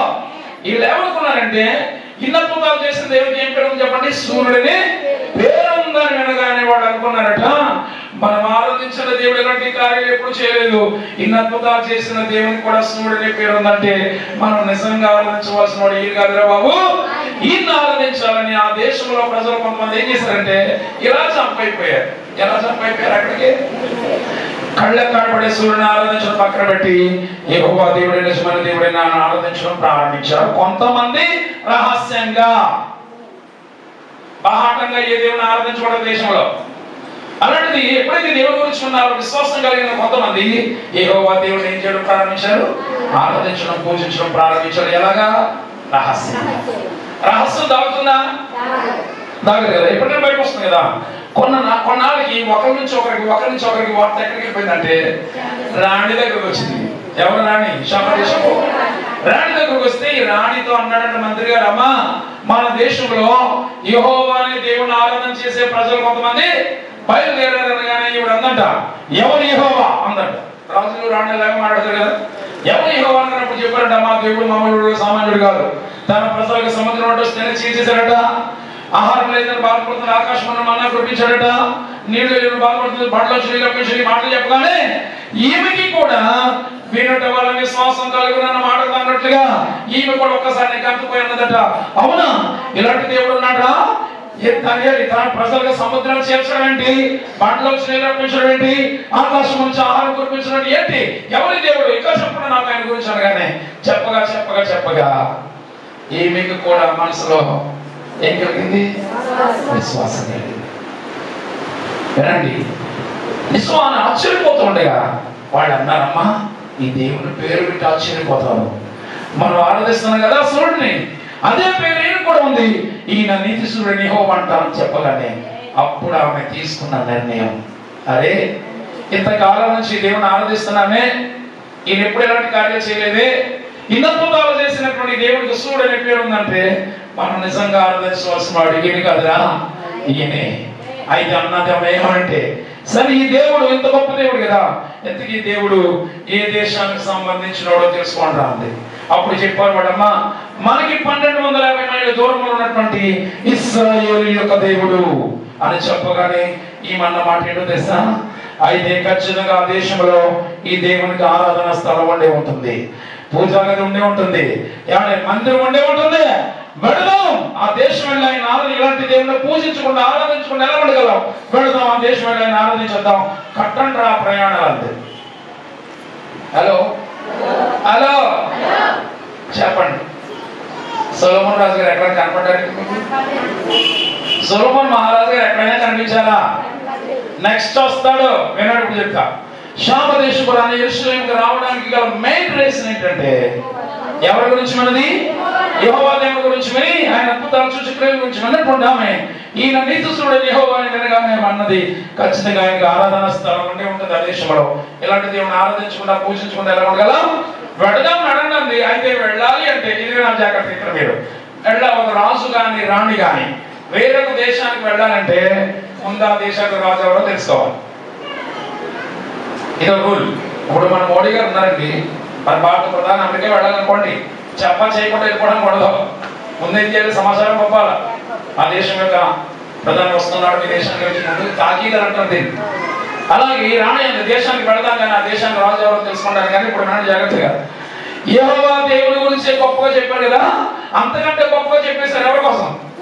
సొలొమోను మహారాజు కోసం. మహారాజు మామూలుడు కాదు, సామాన్యుడు కాదు, మహా అందగాడు, మహాజ్ఞానవంతుడు. ఆయనంత జ్ఞానవంతుడు కానీ అందగాడు కానీ ప్రపంచంలో ఎవరో లేరు. ఎవరన్నా చెప్పినా ఇది మాట వినండి, చుట్టుపక్కల దేశాల రాజులే ఆయన మాటలు వినడానికి పెడతారు ఆయన సముఖానికి. అంత మహాజ్ఞాని. ఆయన రాజు గురించి గొప్పగా చెప్పగానే ఈ రాణి ఎలా ఫీల్ అయ్యిందంటే, అమ్మ ఒక రాజు గురించి వేరొక రాజు దగ్గర పొగిడారు అనుకోండి, ఇది తెలియదమ్మా మీకు? అసూయ ఏమొస్తుంది? ఇలా కాదు కానీ మనం పిల్లల ముందు వేరే పిల్లల్ని ఎవరైనా బాగా పొగడడం కలవడదు నీకు. పరివారముతో చాలు చాలు చాలు. ఈమె ప్రయాణం ఎలా ప్రారంభించిందంటే ఒక్క ఆమె కాదు, 10 మంది 20 మంది కాదు, 30 మంది 100 మంది 200 మంది కాదు, గొప్ప పరివారం ఉంది బైబిల్లో. పరివారం అనగా చెప్తాను వినండి వివరంగా. మీరు బిబిలికల్ డిక్షనరీ చూస్తే అర్థమవుతుంది.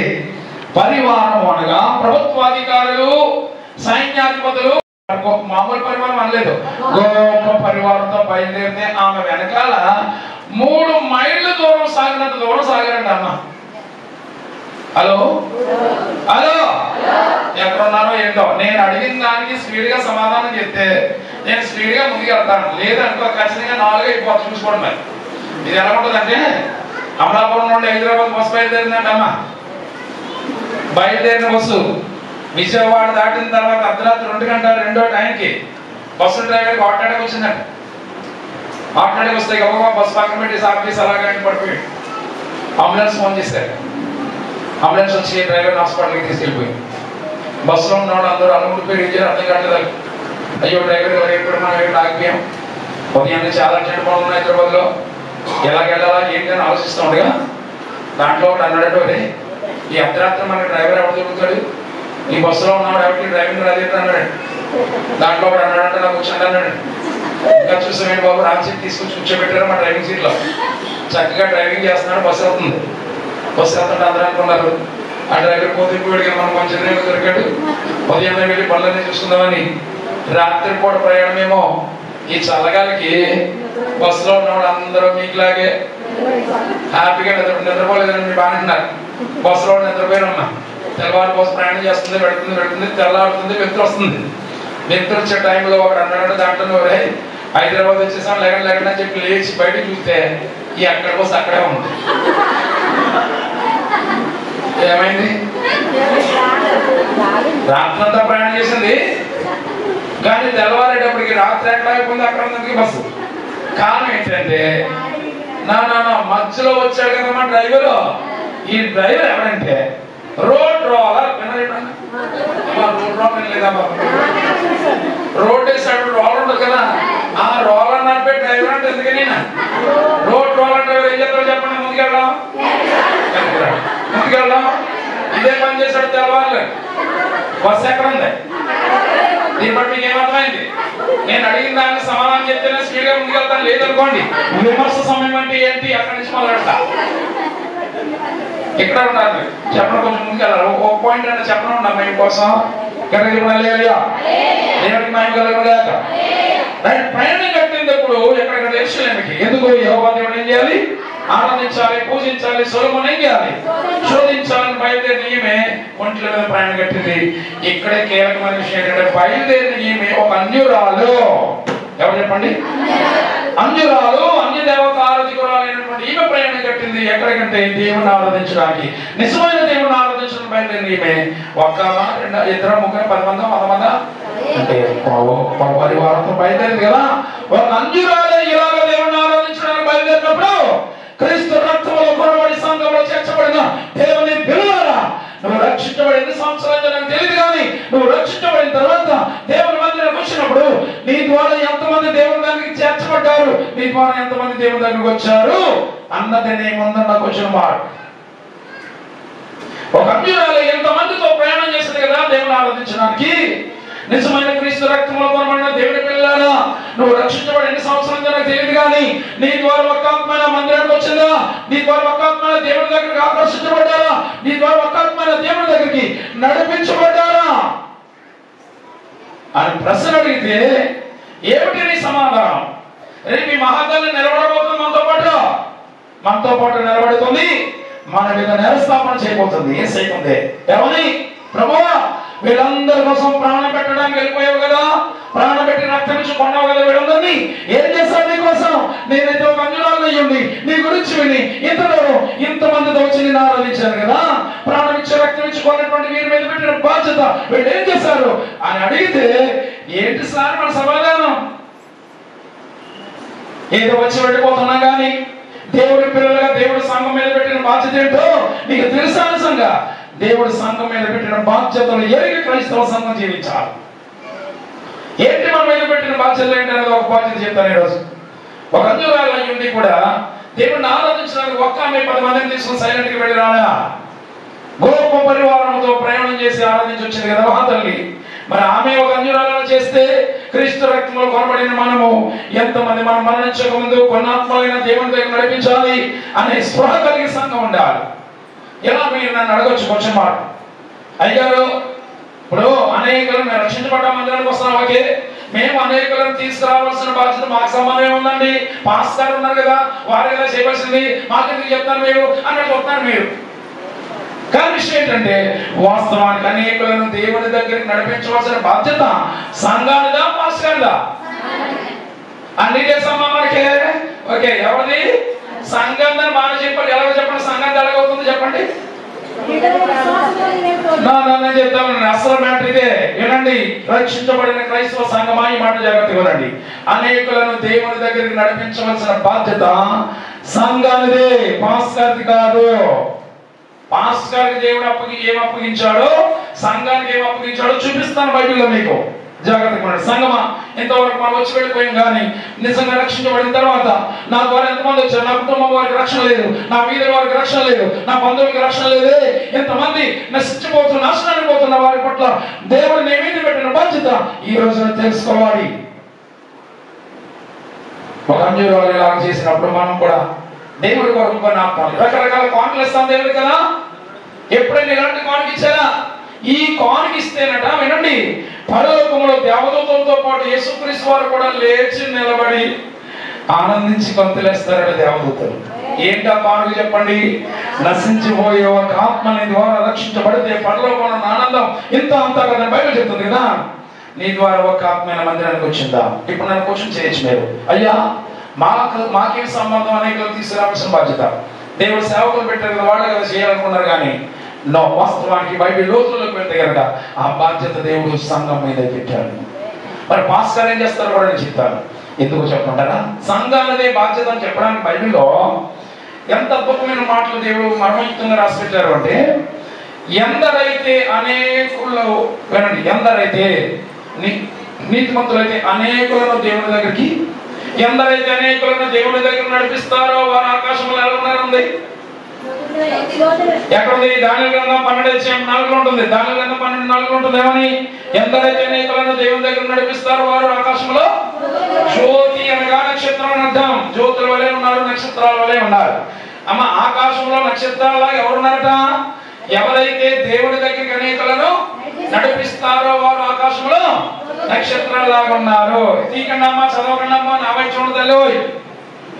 Hello, if you want that వచ్చిన కావాలా చూసుకోండి ఒకసారి. అందులో అయితే సంగతులు అయిపోయి. ఓకే, చూడండి, ఉందా లేదా? 12:3 చదవండి.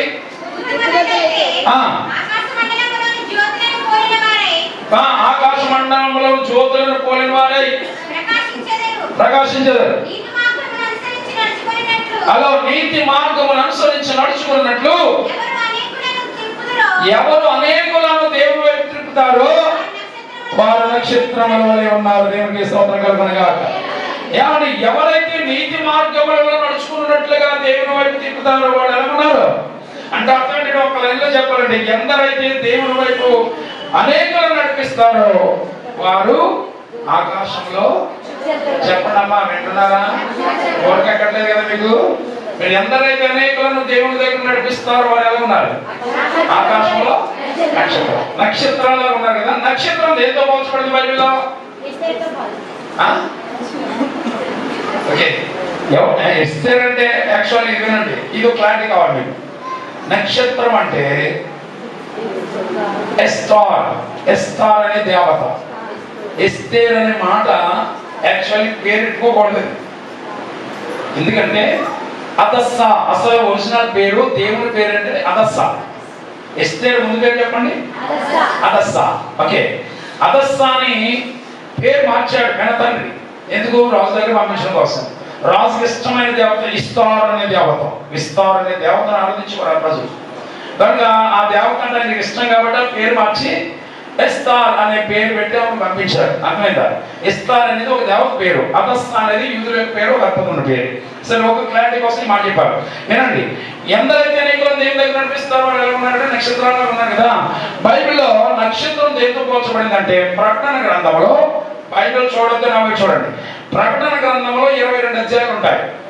22 అధ్యాయాలు నిలబడి అప్పు చెప్పండి, అలాగే అప్పు చెప్పేస్తాను నేను. ఓకే, మొదటి అధ్యాయం నుండి 22 అధ్యాయం వరకు కూడా బైబిల్ కాలంలో నాకు ఒకరికి పోటీ వచ్చింది. మా ఇద్దరికి పోటీ వచ్చి వారం రోజుల్లో ప్రకటన గ్రంథం కంఠస్థ బట్టి నిలబడి అప్పు చెప్తే దేవుడు పెద్ద గిఫ్ట్ ఇచ్చారు. అప్పుడు ఆ రోజున పోటీలో ఏం చేసామంటే బట్టి పట్టడం జరిగింది అన్నమాట. సరే, విషయం ఏంటంటే మొదటి 3 అధ్యాయాలలో 7 సంఘాలు ఉంటాయి. మొదటి 3 అధ్యాయాలలో 7 సంఘాలు ఉంటాయి. 7 సంఘములు వేటికి సాదృశ్యం అని చెప్పాలి? 7 నక్షత్రములకు సాదృశ్యం. అర్థమైందా? అంటే సంఘములు దేనికి సాదృశ్యం ఉన్నాయి? నక్షత్రానికి సాదృశ్యం ఉన్నాయి. నక్షత్రంలాగా ఎవరు ఉంటారు చెప్పండి? అనేకులను దేవుని దగ్గరికి ఎవరైతే నడిపిస్తారో వారు నక్షత్రం. అంటే నక్షత్రము దేనికి పోలిక అంటే సంఘములకు పోలిక. సంఘం అంటే ఎవరు? చెప్పండమ్మా, ఏం భయపడుతున్నారండి? మనమే సంఘం కదా. సంఘం ఎవరంటే నక్షత్రం. నక్షత్రం ఏం చేయాలి? అనేకులను దేవుని దగ్గరికి. అంత ఏదో ముఖ్యమంటే ఎలా చూపించినట్టు ఉంది గారు, కొంచెం వివరంగా చెప్పండి అని చెప్తారు కాబట్టి ఒక మాట చెప్పడా. అసలు యేసుక్రీస్తు వారు పుట్టినప్పుడు ఆయన దగ్గరికి జ్ఞానం నడిపించింది ఎవరు చెప్పండి? డైరెక్ట్ అమ్మయ్య మీకు వందనాలు తెలియదు. హలో హలో, సౌండ్ తగ్గిపోయిందండి. ఇంకా ఒక పాయింట్ అవ్వలేదు అమ్మాయి, ఇది ఒక పాయింట్ అంటే దేవుడికి స్తోత్రం కలుగునుగా. హల్లెలూయా. ముగింపు లేదా వెళ్ళిపోతుంది. Okay, right. వినండి, నక్షత్రం విన్నారా? మీకు మ్యాటర్ అర్థమవుతుందా? అనేకులను దేవుని దగ్గర నడిపించబడి ఎలా ఉంటారట? నక్షత్రం లాగా ఉంటారు. నక్షత్రం ఎంత పోల్చబడింది బైబిల్లో? సంఘంతో పోల్చబడి. సంఘం ఏం చేయాలి? నక్షత్రం లాగా పని చేయాలి. అయ్యారు మీ ఊళ్ళు మొక్కలు ఎలా ఉన్నాయంటే, ఎందుకు నీ బాధ ఏంటా? ఊళ్ళకి అందరినీ తీసారన్నమాట, అంతే కదా అన్నట్టు మొక్కలు. అయితే వినండి, అనేకులను ఏదో మనం రక్షించబడ్డామో వెళ్ళి గుడికి వెళ్ళి మొక్కం చూపించి వెళ్ళిపోతాం కాదు. ఖచ్చితంగా నీ ద్వారా కొన్ని ఆత్మలు దేవుని మందిరానికి చేర్చబడాలి. ఇది మన మీద పెట్టిన బాధ్యత. ఇంకా కొంచెం లోపలికి లోతులోకి చెప్ప. సంఘం అంటే వినండి, యేసుక్రీస్తు వారు సంఘం అనే మాట ఫస్ట్ టైం మొట్టమొదటిసారిగా ఎక్కడ మాట్లాడారంటే మత్తయి సువార్త 16వ అధ్యాయంలో మాట్లాడారు. అంతకుముందు ఎక్కడ కూడా సంఘం అనే మాట ఏమీ కనబడదు. యేసుక్రీస్తు నోటి ద్వారానే ఈ మాట వచ్చింది. చదవండి, మత్తయి సువార్త 16:18 చదవండి. 16వ అధ్యాయం 18 వచనం ఏం రాయబడింది అమ్మా? yes, I want that word. చదవమ్మా. మరియు నీవు పేతురు. పేతురు అంటే అర్థం ఏంటి? పేతురు, పెట్రోస్ అనే గ్రీక్ పదం వచ్చినటువంటి మాట పేతురు అనగా, పెట్రోస్ అనగా బండ. ఓకే, మరియు నీవు పేతురు, ఈ బండ మీద. ఎవరన్నారు ఈ మాటలు? యేసుక్రీస్తు వారు అంటున్నారు అన్ని పేతురుతో, పేతురు నీవే బండ, ఈ బండ మీద నా సంఘమును నేనే. సంఘాన్ని ఎవరు కడతారు సార్? చెప్పాలి, ఎవరు కడతారు సంఘాన్ని? యేసయ్య అంటున్నాడు, నేను నా సంఘమును నేనే కడతానని చెప్పినటువంటి యేసయ్య సంఘాన్ని కడతానని చెప్పి వదిలిపెట్టలేదు. కట్టబడిన సంఘానికి 4 రకాల పవర్స్ ఇచ్చాడు, 4 రకాల శక్తులు ఇచ్చాడు. ఏంటంటే 4 రకాల శక్తులు చదవండి కిందకి. పాతాళ లోకం యొక్క ద్వారములు దాని ఎదుట నిలబడవు. ఎవరు ఎదుట? నాయగారు మన దగ్గర ఉన్నారన్నా చెప్పండి. ముందేమన్నా చెప్పండి, సంఘాన్ని నేనే కడతానన్నాడు. కట్టిన సంఘానికి ఇచ్చిన శక్తి ఏంటంటే పాతాళ లోకమిక ద్వారములు సంఘము ఎదుట నిలబడవంటే అర్థం చెప్తాను వినండి. తర్వాత 3 చూడండి. పాతాళ లోకమిక ద్వారములు సంఘము ఎదుట నిలబడవంటే అర్థం ఏంటంటే పాపములు పుట్టి పాపములు పెరిగి పాపములు మరణించిన వారందరూ ఎక్కడ పోతారు? పాతాళానికి పోతారు కదా. ఇప్పుడు యేసు ఏమన్నాడు? సంఘానికి ఏ పవర్ ఇచ్చాడు? పాతాళముకు పోయే వారిని అట్టుకొని పట్టుకొని తీసుకొచ్చి రెండో మాట ఏమన్నాడు? పరలోకం యొక్క తాళము చెవులు నేను నీకు ఇస్తానన్నాడు. అంటే పాతాళాలకు పోయే వారిని అట్టుకొని తీసుకొచ్చి పరలోకంలో కూర్చోబెట్టే బాధ్యత ఎవరికి పెట్టారు? దేవుడు సంఘాన్ని పెట్టారు. తర్వాత 3ది ఏమన్నాడు? సంఘమా, నువ్వు దేనైతే భూమి మీద బంధిస్తావో అదే పరలోకమందు నేను బంధిస్తాను. సంఘమా, భూమి మీద నువ్వు దేనైతే విప్పుతావో అది పరలోకమందు నేను విప్పుతాను. This is the power of the church. ఇది సంఘానికి దేవుడు ఇచ్చిన శక్తి. హల్లెలూయా. మన శక్తి ఏంటో మనం మర్చిపోయి ఎక్కడెక్కడికో వెళ్ళి ఎవరెవరి దగ్గరకు మనం ఎదురు చేసుకుంటున్నాం. దేవుడు అన్నాడు, నువ్వే నా శక్తి, నా శక్తి అంతా నీకు ఇచ్చాను. పాతాళానికి పోయేవారు అడ్డుకునే శక్తి నీకు ఇచ్చాను. పరలోకం నడిపించే బాధ్యత నీకు ఇచ్చాను. నువ్వు ఏదైతే బంధిస్తానో ఏదైతే విప్పుతావో నేను విప్పుతాను. సంఘంతో దేవుడు చెప్తే సంఘం ఏమంటుంది? ఇప్పుడు నాకు ఏ బలం లేదు, నాకు ఏ శక్తి లేదు, నాకు రోగం ఎక్కడికి పోతా, నాకు ప్రాబ్లం వస్తే ఎక్కడికి పోతా అనుకుంటున్నావు. కానీ దేవుడు అన్నాడు, నేను నీకు శక్తిని ఇచ్చాను, నేను నీకు బలం ఇచ్చాను, నేనే నా బలము ద్వారా నేను నడిపిస్తాను. దేవుడు చెప్పిన మాటను మనసును పెట్టడం మానేసి మనం ఏం చేస్తానంటే నానా రకాలుగా చేస్తాం. హలో ఉన్నారమ్మా? ఏమన్నా అర్థం అవుతుందా? యేసయ్య మనతో మాట్లాడిన మాట ఏమని? సంఘాన్ని నేనే కడతాను, కట్టిన సంఘానికి ఏమి పవర్ ఏంటది? పాతాళమునకు పోయే వారిని అడ్డుకొని పరలోకంలో కూర్చోబెట్టే బాధ్యత ఎవరి మీద? మీరు నన్ను అడగచ్చు, అయితే మరి పాస్ గారు ఏం చెప్తారంటే మేము అనేక దేవుని దగ్గర తీసుకొస్తే ఆయన ఏం చేస్తారు? మరి ఆయన ఏం చేస్తాడో యేసు ప్రభు వారు చెప్పిన మాటలు చెప్తాను వినండి. సేవకునికి దేవుడు ఇచ్చిన బాధ్యత చెప్పంటారా? యేసు ఎంత బాగా చెప్పండి ఈ మాట. అసలు పాస్టర్ అనే మాటకి అర్థం, what is the meaning of pastor? No, pastor అనే మాటని తెలుగులో తర్జుమా చేసుకుంటే పక్కాగా ఈ అర్థం వస్తుంది, కాపరి. చెప్పండి. పాస్టర్ అనే మాటని తెలుగులో ట్రాన్స్లేట్ చేస్తే ఏమొస్తుంది చెప్పండి? కాపరి. కాపరి, ప్రధాన కాపరి ఎవరు బైబిల్లో? యేసయ్య. Very good. ప్రభు అయిన యేసుక్రీస్తు వారికి ఉన్న నామధేయాల్లో ఒక నామధేయం ఏంటంటే ప్రధాన కాపరి. యేసయ్య ప్రధాన కాపరి అయి ఉండి గొర్రెలైన మన కొరకు ఏం చేశాడైనా ప్రాణం పెట్టి రక్తం చెందించి మనం ఏం చేశాడైనా కొనుక్కున్నాడు. కొనుక్కున్న వీరిని మళ్ళా వచ్చి తిరిగి తీసుకెళ్లే వరకు మరొక కాపరికి ఇక్కడ చేశాడు, మరొక కాపరికి అప్పగించాడు. ఆ కాపరి మీ సేవకుడు. ఈ సేవకుడు ఏం చేయాలో ఈ కాపరి ఏం చేయాలి చెప్పాడు. ఏమన్నాడు? నాయన, నా గొర్రెలను కాయము, నా గొర్రెలను మేపము. ఈ 2 బాధ్యతలు అప్పగించాడు. ఎవరికి? కాపరి. కాపరి యొక్క బాధ్యతలు 2. ఒకటి, గొర్రెలను ఏం చేయాలి? గొర్రెల కోసం ప్రాణం పెట్టింది ప్రధాన కాపరి అయితే కాసి మేపవలసింది ఎవరంటే ఇక్కడున్న కాపరి. ఈ కాపరి చేయవలసిన పనులు 2: కాయాలి, మేపాలి. మేపడం అంటే ఏంటి? కడుపు నిండా కొవ్వు పెట్టాలి. ఏ కొవ్వు అమ్మా? బిర్యానీ కాదు. ఏ ఆహారం అది? ఇంకో పేరు ఏంటది? జీవాహారం అని నేను అన్నాడు. చూసారా? యేసుక్రీస్తు వారు అన్నాడు ఏమంటే, నేను మళ్ళా తిరిగి వచ్చే వరకు 4 గొర్రెలను ప్రాణం ఇచ్చి రక్తం ఇచ్చి కొనుక్కున్నాను. ఆయన వీళ్ళకి కడుపు నిండా భోజనం పెట్టు, వీళ్ళు పోషించు, సంరక్షించు అని ఏమిచ్చాడు?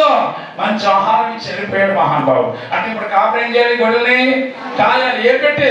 జీవాహారాన్ని పెట్టి. ప్రతి ఆదివారం జీవాహారం పెడుతున్నారా? ప్రతి శుక్రవారం పెడుతున్నారా? ప్రతి మీటింగ్ లో పెడుతున్నారా? ఇది సరిపోక స్పెషల్ బిర్యానీ ఉండాలని 3 రోజులు పూటలు పెట్టి 4 రోజుల వాళ్ళ మీకు వచ్చి చక్కని బిర్యానీ పెడతాను లేదా? అయితే వినండి, మీ పాస్ గారు చేయవలసిన బాధ్యత అయినా చెప్పండి. మీ పాస్ గారు చేయవలసిన బాధ్యత అయినా చేస్తారు కదా. ఒకటి ఏం చేయాలి? మేపాలి.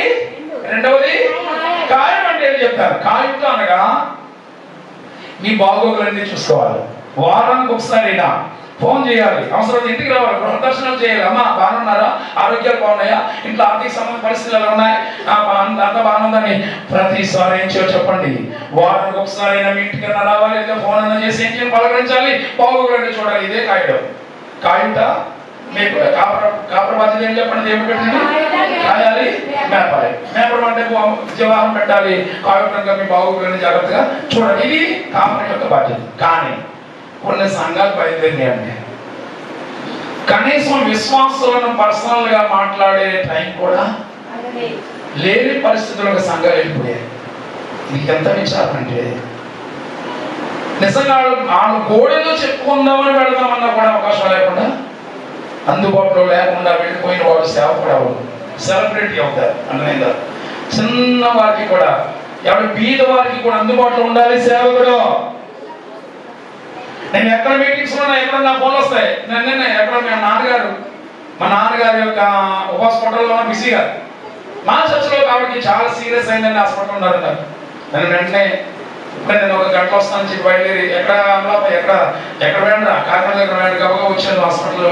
నేను చూసుకుని ఏం చేస్తామంటే వెళ్ళి చూడడం జరిగింది. ఏం చేయాలి? కాపాడని వాడు అన్ని బాగోగులు జాగ్రత్తగా చూడాలి. దేవుడికి మహిమ కలుగుతారు. అది అవసరం ఏం చేయాలి? రాని పరిస్థితులు ఏం చేయాలి? ఫోన్లో ప్రార్థన చేయాలి. మాట ఏం చేయాలి? సహాయం చేయాలి. మాట మాట్లాడాలి, జాగ్రత్త చెప్పాలి, ధైర్యం చెప్పాలి. ఇది సేవకునికి దేవుడు ఇచ్చినటువంటి బాధ్యత. దేవునికి మహిమ కలుగుతారు. మీ సేవకులు అలాగే ఉన్నారని అనుకుంటున్నాను. ఉన్నారు కదా? మీ బాగోగుల్లో, మీ కష్ట నష్టాల్లో మిమ్మల్ని పలకరిస్తూ, ఆదరిస్తూ, పోషిస్తూ, కాబట్టి చక్కని ఆహారం, భోజనం, జీవాహారం వడ్డిస్తూ అన్ని చేస్తారు. అంటే మాస్టర్ గారి బాధ్యత ఆయన మీకు చేస్తున్నారు. మనం ఏం చేయాలి? గొర్రెలు ఏం చేయాలి? కాపరి గొర్రెలను కంటాడా? గొర్రెలను కంటాయా? అంటే మనం ఏం చేయాలి? అనేకులను దేవుని దగ్గరికి ఆకర్షించాలి, నడిపించాలి. సరే, ఇప్పుడు మీరు నన్ను మాట్లాడవచ్చు, అయ్యారు మీరు చెప్పేది బాగుందండి, అనేకులను దేవుని దగ్గరికి తీసుకురావాలని ఆశ నాకు ఉంది. అమ్మా, ఇక్కడ ఇప్పుడు వరకు మీరు ఎలాగైనా దెబ్బ కానీ ఇప్పటి నుంచి మాత్రం చాలా జాగ్రత్తగా ఉన్నాను. ఒక మాట చెప్తున్నాను, ఎంతవరకు ఎవరిని నువ్వు తీసుకురాలేదేమో కానీ ఇప్పుడు నేను చెప్పే సూత్రాన్ని మీరు వింటే, విన్నారా? సంవత్సరం తిరగకుండానే నీ ద్వారా ఒకరు లేక 2 మందిరములకు చేర్చబడతారు. అందుకే ఇక్కడ జాగ్రత్తగా ఉన్నారు. మీరు అడగచ్చు, అయ్యారు మీరు చెప్పిన మాటలు వింటుంటే నాకు ఆశ ఉందయ్యా, అనేకులను దేవుని దగ్గరికి తీసుకురావాలని ఆశ ఉంది, కానీ మాకు ఏం తెలుసండి? వాక్యం తెలుసా? ప్రసంగం చేయడం తెలుసా? వాక్యం భోజనం ఏం తెలియదు కదా. మమ్మల్ని ఏం చేయమంటారు? ఒకవేళ ఏదో తెలిసిందో చీరాలు ఏదో చెప్తామని బయటకు వెళ్తుంటే వీధుల్లో పరిస్థితులు ఎలా ఉన్నాయి? ఇప్పుడు ఒకప్పుడు ఎలా ఉన్నాయా? సోషల్ మీడియా చూస్తున్నారా? కరపత్రాలు ఏమి పట్టుకుని వెళ్ళి ఏమైనా వెళ్తుంటే ఏం చేస్తారు? ఎందుకు వస్తున్నారా మా వీధుల్లో తండ్రి దాన్ని వెళ్తారు, రానట్లేదు కదా. మరి ఏం చేయాలి? ఏం చెయ్యాలి అంటే ఇప్పుడు నేను సూత్రం చెప్తా. ఈ సూత్రం కానీ మీరు ఫాలో అయ్యారంటే నువ్వు ఎవరింటికి వెళ్ళక్కర్లేదు, ఏ రోడ్లు ఎక్కర్లేదు, ఎక్కడికి వెళ్ళనవసరం లేకుండానే నీ ద్వారా చెప్పాలంటే ముందు మీ హృదయంలో మీకు ఒక ఆశ ఉండాలి. మీకు ఆశ ఉందండి అయ్యారు, అనేకులను దేవుని దగ్గర నడిపించాలని ఆశ ఉంది. ఆ సూత్రం ఏంటో నాకు చెప్పండి అన్నవాడు ఎవరైనా చేతులెత్తండి, దాన్ని బట్టి నేను చెప్తాను. సూత్రం అనేకులను దేవుని దగ్గర నడిపించాలని ఆశ ఉంది. ఏమండి ఆ సూత్రం నాకు చెప్పండి అయ్యా అన్నప్పుడు ఎవరి చేతులెత్తండి. మేము ముందరకు పోయి ఇచ్చారు. ఇలాగని చెప్పి మీరు ఎవరింటికి వెళ్ళకలేదు, రోడ్లు ఎక్కలేదు, ఏమి చెప్పనవసరం లేకుండా నీ ద్వారా కొనాత్మ మందిలోకి వచ్చేస్తాయి సంవత్సరం తిరగకుండానే. ఈ సూత్రం పాడైతే ఆశ ఉందని ఎవరికి చేతులెత్తాడు. నాకు చేతులే కనపడలేదు, ఎక్కడ ఉన్నాయమ్మా? తెచ్చారు అసలు మీరు? మీ ఆశను దేవుడు నెరవేర్చాడు కాక. అయితే సూత్రం ఏంటో చెప్తాను. సూత్రం చెప్పేసి ముగించేస్తానమ్మా. మీ ముఖాలు చూడలేక ఈ 1 పాయింట్ అనేది చెప్పేసి కూడా చేస్తుంటారు. 7 పాయింట్లు ఎక్కడికి వెళ్తాం. అయితే ఏమండి సూత్రం ఏంటంటే మనకి క్రైస్తవ సమాజానికి ఒక అద్భుతమైన పండుగ. ఏం పండుగ? క్రైస్తవ సమాజానికి ఉన్న ఒక అద్భుతమైన పండుగ ఏంటో చెప్పాలి మీరు. కొద్దిగా అట్టుగానమ్మా. క్రిస్మస్. ప్రపంచానికి పండుగలు ఉన్నాయి, భారతదేశానికి ఇంకా అద్భుతమైన పండుగలు ఉన్నాయి. భారతదేశానికి ఎన్ని పండుగలు? భారతదేశంలో ఉన్న పండుగలు ఎన్ని? మీరు నిజమైన భారతదేశం చెప్పాలి. కొంతమంది 20 చాలా ఉన్నాయంటారు. చాలా లెక్క ఉంది నా దగ్గర. నాకు ఇచ్చుందమ్మా ఏంటంటే చరిత్ర సంపాదించడం బాగా ఇష్టం. అందుకే నా ప్రసంగాలు కావచ్చు, నేను బైబిల్ కాలేజీలో భాస్కర్గా టీచ్ చేసేటప్పుడు అంతా హిస్టరీ చెప్తూ ఉంటాను. సరే, విషయం ఏంటంటే అమ్మా పండగల క్యాలెండర్లు ఉంటాయి. ఇప్పుడు ఎవరు వెంకటరామాండుకో వెంకటరామాండుకో క్యాలెండర్ ఉంటుంది, చిన్న క్యాలెండర్. దాంట్లో ఉంటాయి పండుగలన్నీ. జనవరి దగ్గర నుండి డిసెంబర్ దాకా ఆ పండగ క్యాలెండర్ కొన్నాను, ఇంటికి వచ్చి కూర్చున్నాను. జనవరి నెల దగ్గర నుండి డిసెంబర్ దాకా పండుగలు మంచి లిస్ట్ రాశాను. రాస్తే పండుగ అంటే ఏంటి? 4 చవితి, 8 దీపావళి, సంక్రాంతి అన్ని లెక్కెడితే మొత్తం 26 పండుగలు వచ్చాయి. ఇది 26 పండుగలు భారతదేశంలోనే చేస్తారు. భారతదేశాన్ని వదిలిపెట్టి పక్క దేశానికి వెళ్తే ఈ పండగల గురించి ఎవరికి తెలియదు. కానీ ప్రపంచంలో 200 దేశాలలో ఏమైనా చేసుకునే ఏకైక పండుగ ఏదైనా ఉన్నదంటే చెప్పండి. ప్రపంచం అంతా చేసుకునే ఏకైక పండుగ క్రిస్మస్ పండుగ. చేస్తారా మీరు? చెయ్యాలా? ఖచ్చితంగా క్రిస్మస్ చేయాలి. అయితే క్రిస్మస్ ఎలా చేయాలి అంటే, క్రిస్మస్ అనేది ప్రపంచవ్యాప్తంగా దేనితో స్టార్ట్ అవుతుందంటే చెప్పండి, దేనితో స్టార్ట్ అవుతుంది? చెప్పాను. ప్రపంచవ్యాప్తంగా క్రిస్మస్ అనేది క్యారల్స్ తో స్టార్ట్ అవుతుంది. అనండి మనం క్యారల్స్ క్యారల్ చేస్తారు మీరు? చేయరా? చెయ్యాలి. ఎలా చేయాలో చెప్తారు. మీకు వింటారు అయిపోతుంది. ఓకే, క్యారల్స్ చాలా మంది చేస్తారు, కానీ వాళ్ళు చేసే క్యారల్స్ వేరు. ఒకటి చెప్పబోయే క్యారల్స్ అంటే what is the meaning of this word? ఈ మాట అర్థం చెప్తాను. క్యారల్స్ అనేది 2 పదాల కలయిక. ఎలాగా? క్యారింగ్. చదువుకున్న పిల్లలు ఉన్నారా? క్యారింగ్ అనగా మోసుకొని పోవట. ఎల్స్ అంటే ఈజ్ దేర్ ఎనీథింగ్ ఎల్స్ అంటారు. విషయం ఏమన్నా ఉందంటారు. ఎల్స్ అనగా విషయము, విషయమును మోసుకొని పోవుట. క్యారల్స్ అంటే అసలైన శిశువుని అర్థం ఏంటంటే విషయమును మోసుకొని పోవుట. ఏ విషయము? లోకరక్షకుడు పుట్టాడన్న విషయాన్ని మోసుకొని వెళ్ళిపోవాలి. ఎవరి దగ్గరికి? రక్షణ లేని అన్ని జనుల దగ్గరికి మోసుకెళ్ళాలి. ఇది అసలు శిశువైన క్యారల్స్ అంటే అర్థం. కానీ మనవాళ్ళు చేస్తారమ్మా క్యారల్స్. మా అమలాపురంలో ఒక చర్చోడు కదా, ఒక 100 మంది దగ్గర 70 మంది యవనస్తులు అందరూ కలిసి ఈ మధ్యకాలంలో వచ్చిన డీజే సౌండ్ అంట. ఏ సౌండ్ అది? చక్కిపోతాడు. ఇదా క్యారల్స్ అంటే? ఉన్నారా? ఎవడు కావాలంటే క్యారల్స్ వద్దు. లోపల చేసేదానికి మనం చేసేదానికి పెద్ద తేడా ఏమి దానికి. మరి ఏంటి అసలు క్యారల్స్ అంటే? రక్షణ లేని వారి దగ్గరికి రక్షకుడు పుట్టాడన్న విషయాన్ని వేయి చేయాలి, చేర్చాలి, మోసుకెళ్ళాలి. ఇప్పుడు వినండి, సరే అయ్యారు మీరు చెప్పింది బాగుంది. రక్షణ లేని వారి దగ్గరికి యేసయ్య పుట్టాడు, రక్షకుడు పుట్టాడని తీసుకెళ్తుంటే రాణిస్తున్నారు. ఇప్పుడు వీధిలోకి బయట పోలేదు పరిస్థితులుగా మరి ఏం చేయాలి? ఏం చెయ్యాలన్నది ఇప్పుడు చెప్తాను. జాగ్రత్తగా మీ హృదయం అనే పలక మీద సొంతతో కాదు మేలుతో రాసుకుని చేరిపోవాలి. ఓకే, ఏం చేయాలంటే ఈ రోజు మొదలుకొని చూడండి. వాట్స్ మీకు స్నేహితులు ఉన్నారా? మా స్నేహితులు ఉన్నారా? అమ్మా మీ మొక్కలు ఉన్నాయంటే ఒక ఫ్రెండ్ కూడా నాకు లేడని అనిపించాను. ఓకే, అది కూడా ఏ స్నేహితులు అనుకున్నారు? రక్షించబడినాడు కాదు, రక్షణ లేని స్నేహితులు ఉన్నారా? మీరు క్లాస్మేట్స్ ఉన్నారు. చిన్నప్పుడు 5th క్లాస్ నుంచి చేసుకోండి. 5th క్లాస్ నుంచి ఎవరైతే క్లాస్మేట్స్ ఉన్నారో రక్షణ లేకుండా వాళ్ళ పేర్లన్నీ రాయి ఇంటికి వెళ్ళాలి. ఈవేళంతా రేపు నాకు తెలియదు, కానీ మీటింగ్స్ అయిపోయాక ఇంటికి వెళ్ళాక బుక్కే పెడతావు, పేపర్ పెట్టుకుంటావు. ఎంతమంది అయితే స్నేహితులు ఉన్నారో రక్షణ లేకుండా వాళ్ళందరూ పేర్లు రాయి. కనీసం 5 పేర్లు వస్తాయా? 5 వస్తాయా? 3 వస్తాయా? 3 పేర్లు వస్తాయి కదా. ఆ ముగ్గురు కోసం ప్రతిరోజు ఆ పేర్ల మీద నేను చేపెట్టు.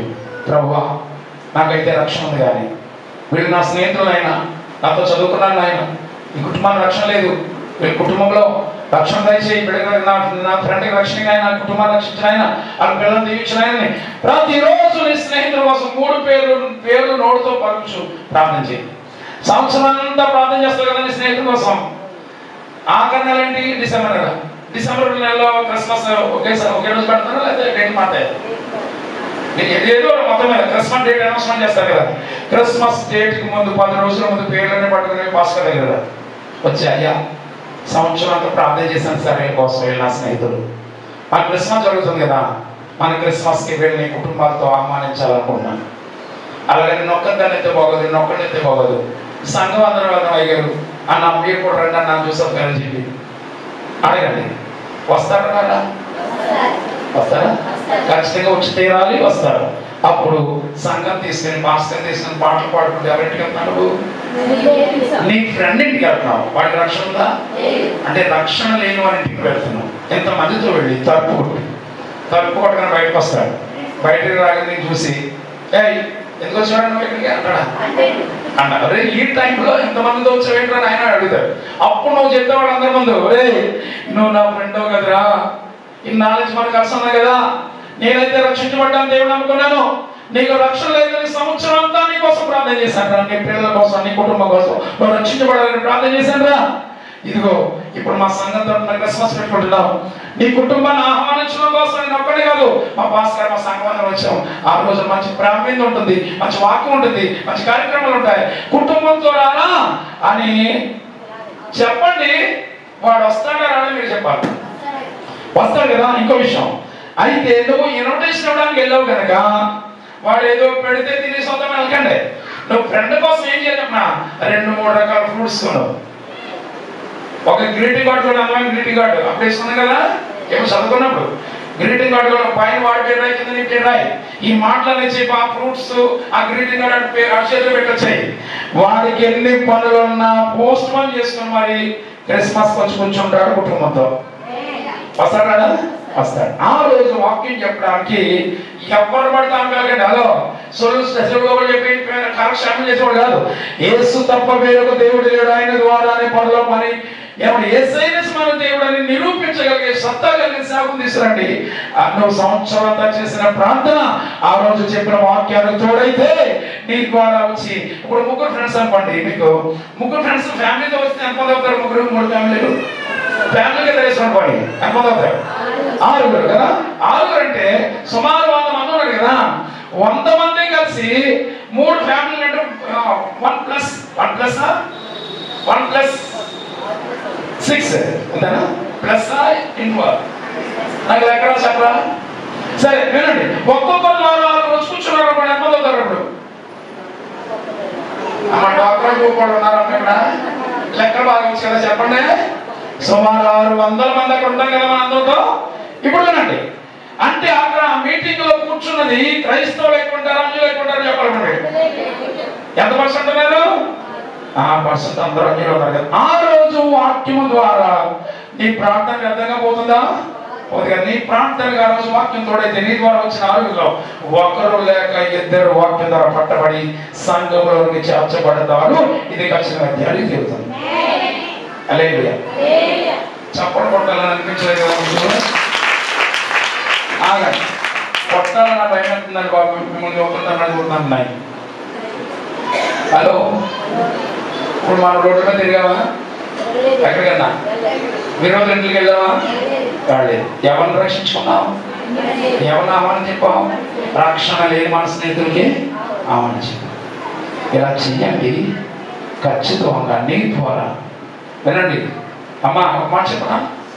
మనందరం నేను పరలోకంలో ఉండి మన స్నేహితులందరూ నరకంలో ఉండి మన సంతోషమా? మనందరూ పరలోకంలో ఉండి మన బంధువులందరూ నరకంలో ఉండి మనకు ఆనందమా? ఏమండి, ఒక మాట చెప్తాను. ఈ రోజు మనం ప్రాణాలతో బ్రతికి బయటపడి ఇక్కడ కూర్చున్నామంటే కేవలం మహాకృప, దేవుని కృపను బట్టి బతుకుని ఇక్కడ ఉన్నాం. ఎందుకంటే కరోనా టైంలో 4 సంవత్సరాలు వెనకాలండి అమ్మా, ఒక్కసారి వెనకాలండి 4 సంవత్సరాలకి ఎలా ఉంది పరిస్థితి ఎలా ఉంది? చాలా భయంకరమైన తమ్ముడు, చాలా భయంకరమైనటువంటి కరోనా టైంలో ఎంతోమంది ఏమైపోయారు?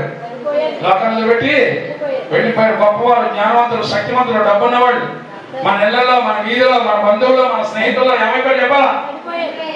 ఎవడ ఎన్ని కాదు కానీ ఇప్పుడు వాళ్ళని అడుగుతున్నాను, కరోనా వచ్చి మరణం దాకా వెళ్ళి వెనక్కి వచ్చేసిన ఎంతమంది ఉన్నారు ఇక్కడ? చాలా మంది ఉన్నారు కదా. ఈ రోజున ప్రాణంతో ఉన్నామంటే కేవలం దేవుని. మీ ఇళ్లలో ఏం జరిగిందో తెలియదు కానీ మా ఇంట్లో ఒక సంఘటన. మా అమ్మగారు తమ్ముడు నాకు ఏమవుతాడు? మా అమ్మగారు తమ్ముడు నాకు ఏమవుతాడండి? మేనమామ కదా. నాది మేనమామ పోలుకంటారు అందరూ. ఇంకా అచ్చుకుతున్నట్టు నాకులాగే ఉంటాడు అమ్మాయి. నాకులాగే ఉంటాడు, ఆయనలాగే నేను ఉంటాను. అంతే కదా. ఆయన Vizag ship yard assistant manager. Vizag ship yard కి అసిస్టెంట్ మేనేజర్ అంటే మామూలు విషయం కాదు, కోట్ల కదా మా మేనమామ. మా ఇళ్లలో ఏ కార్యం జరగాలని ఆయన చేతుల మీద జరుగుతుంది. చాలా ఉన్నతమైన స్థితిలో ఉన్నవాడు. కరోనా టైంలో అమ్మ, కరోనా అంటే అది లాక్డౌన్ అంటే మామూలు లాక్డౌన్ కాదు, వెరీ స్ట్రిక్ట్ లాక్డౌన్. ఇంకెవరు అడుగు బయటకు పెట్టడానికి వీళ్ళని బయట లాక్డౌన్ టైంలో జ్వరం వచ్చిందని తీసుకెళ్ళి హాస్పిటల్లో జాయిన్ చేశారండి. 4 రోజులు ఉన్నాడు. ఫోన్ వచ్చింది హాస్పిటల్ నుంచి, ఏమని? ఈయన చనిపోయారు, మీరు ఎవరు రావడానికి లేదు, భార్య పిల్లలు ఎవరైనా ఉంటే పలానా సమ దగ్గర రండి, మేమే ప్యాక్ చేసి మేము అక్కడ తీసుకొస్తామన్నారు. కనీసం దగ్గరికి వెళ్ళి చూసుకోవడం కూడా లేకుండా ఏమైపోయింది? అమ్మ, ఆయన చెప్ప 4 రోజులు అవ్వలేదు. ఆయన తోడలేడు, భార్య చెల్లెలు భర్త. ఆయనకి జ్వరం వచ్చిందని తీసుకెళ్ళి హాస్పిటల్ జాయిన్ చేశారు. ఆయన 4 రోజులు ఉన్నాడు.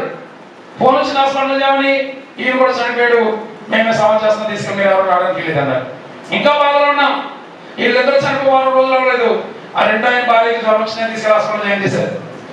ఆమె వారం రోజులు ఉంది. ఫోన్ చేసి హాస్పిటల్ నుంచి ఈమె కూడా చనిపోయింది.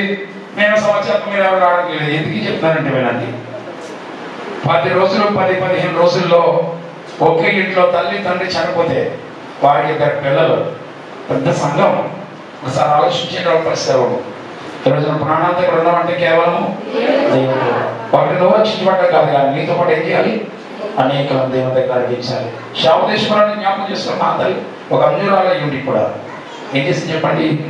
గొప్ప పరివారంతో దేవుని ఆరాధించడానికి యెరూషలేముకు వెళ్ళింది కదా. ఒక అంజురాలకి వెళ్ళినప్పుడు క్రీస్తు రక్తంలో కొనబడిన దేవుని సంగమా, దేవుడు నియమించబడిన బాధ్యతను వెలువడి నక్షత్రం ఏం చేయాలి? అనేకులను దేవుని దగ్గరికి నడిపించాలి. ఇలా ప్లాన్ చేయండి. రేపు దేవుని ఎదుటిని వెళ్ళినప్పుడు ఒక్కదాన్నే కాబట్టి పక్కన 10 మంది చెప్తే యేసయ్యని చూసి అంత ఆనందిస్తాడు, సంతోషిస్తాడు. సార్ ఆలోచించి దానికి ముందు అలాగని చెప్పి ఎవరికి రోడ్ల మీద తిరిగి పనులు ఏం అక్కర్లేదు. మీరు ప్రార్థన, ఎవరైతే నీ వాళ్ళు ఉన్నారో, స్నేహితులు ఉన్నారో, బంధువులు ఉన్నారో వాళ్ళతో ప్రార్థన చేయండి. క్రిస్మస్ ఆ విధంగా వాడుకోండి. ఖచ్చితంగా దేవుడు నీ ద్వారా కొన్ని ఆత్మల మందిరంలోకి నడిపిస్తాడు. దానికి అర్థమైంది కదా. ఇప్పుడు ఈ రాణి దేవుని దగ్గరికి అనేక మందితో బయలుదేరి వీళ్ళు ఆరాధించిన ఈ రాణి మనతో పాటు నిలబడి మన మీద నేరస్థాపన చేస్తుంది. ఏం చేశారయ్యా నీ కోసం? ప్రాణం పెట్టాం కదా వీళ్ళ కోసం. వీళ్ళు పెట్టిన బాధ్యత విషయంలో ఎంతమంది నీ దగ్గర తీసుకొచ్చారు? నేను అంజురాలని ఏంటి కూడా నీ దగ్గరికి ఎంతమందితో వచ్చి ఆరాధించాను కదా అని చెప్పినప్పుడు అప్పుడు మనం కూడా చెప్పాలి, అమ్మా రాణి నువ్వే కాదు ఇదిగా మేము కూడా అని చెప్పగలిగే స్థితిలో సంఘం ఉండాలి. దేవుడి యొక్క క్రీస్తు రక్తంలో కూడా కనబడినటువంటి సంఘము అనేకులను ఆకర్షించే సంఘము ఉండాలి. అలాంటి సంఘముగా దేవుడి సంఘాన్ని దీవించి నడిపించునుగాక.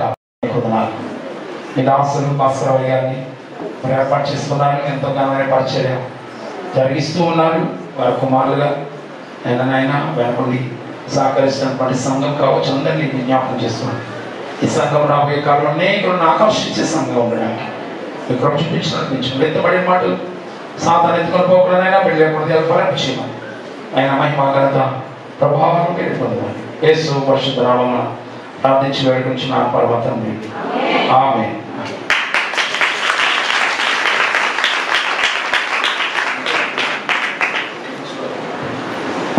దేవునికి స్తోత్రం. ఈ వర్తమానం ఇంతకు ముందు ఆ సందేశాన్ని అయ్యగారు మాట్లాడలేదు. చాలా విషయాలు వదిలేయాలి కలిగారు. ఎందుకంటే ఇక్కడ చూగారు చాలా మంది. అద్భుతమైన సందేశం. ఈ చప్పట్లు కొట్టి ఆరాధన చేద్దాం ఈ వర్తమానాన్ని బట్టి అందరం ఒకసారి.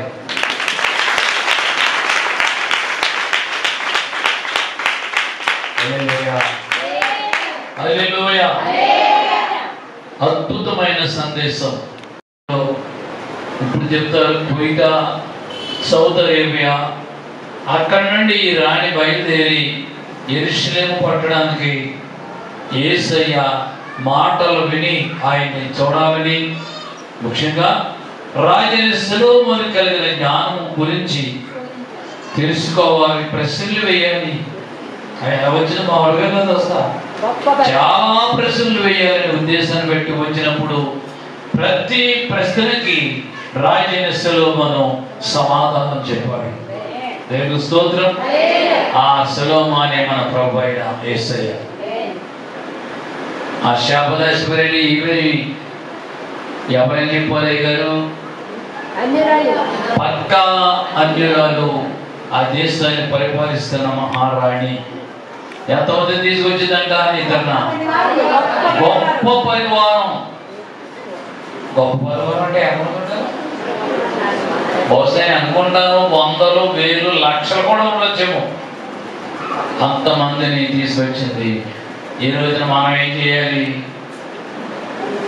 విన్నారు కదా,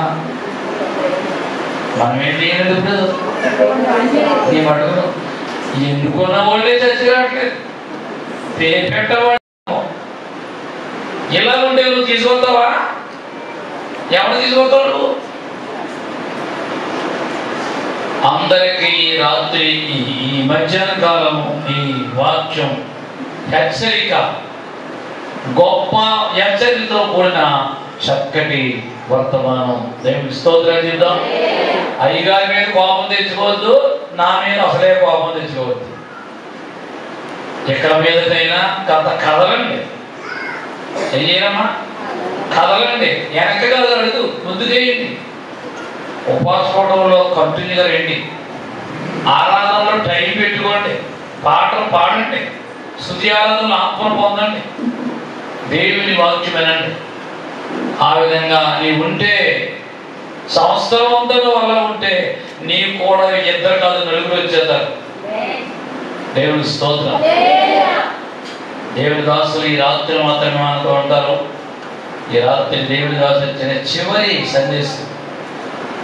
ఈ 2 ప్రసంగాలు కంటే ఈ రాత్రి ఇచ్చే సందేశం ఇంకా బలంగా ఉంటుంది. ఎందుకంటే నైట్ రాత్రి టైం కదా, దగ్గర 11 గంటల వరకు దేవుని దాసులు మాట్లాడతారు. దేవుని స్తోత్రం. ప్రార్థన చేయండి, సిద్ధపడండి, ఆసక్తిగా రండి.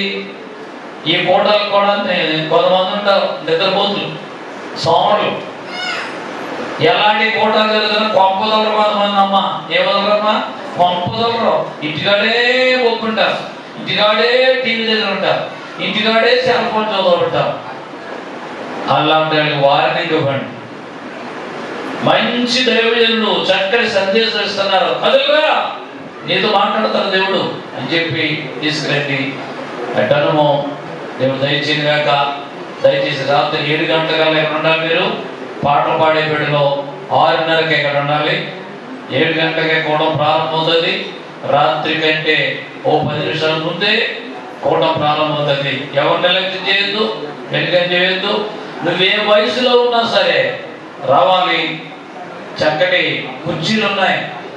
ఇక్కడ లోపల రావడానికి అవకాశం లేకపోతే బయట చక్కటి గాలి వస్తుంది. అక్కడ బయట కుర్చీలో కూర్చోవు, దేవుని వాక్యం విను. నేను ముందే కూర్చోవాలి, నేను కుర్చీ ఎగరేసుకోవాలి, ఆ పద్ధతి ఎట్టుకోకు. ఆ పద్ధతి ఎట్టుకుంటే దేవుడు నీతో మాట్లాడటం. నువ్వు కావాల్సింది ఏంటంటే వాక్యం వినాలి. వాళ్ళకి వీళ్ళు అడుగు ఉండకూడదు. మనం ఆసక్తిగా ప్రార్థించు, ఆయన మాటలు విను, ఆయనలో కొనసాగు. అట్టి వాక్యం దేవుడు మనకి దయచేయను గాక. ఆమేన్. ప్రార్థన చేస్తాను. త్వరలో ఉంచండి. ప్రార్థన చేసి ముగించుకుందాం.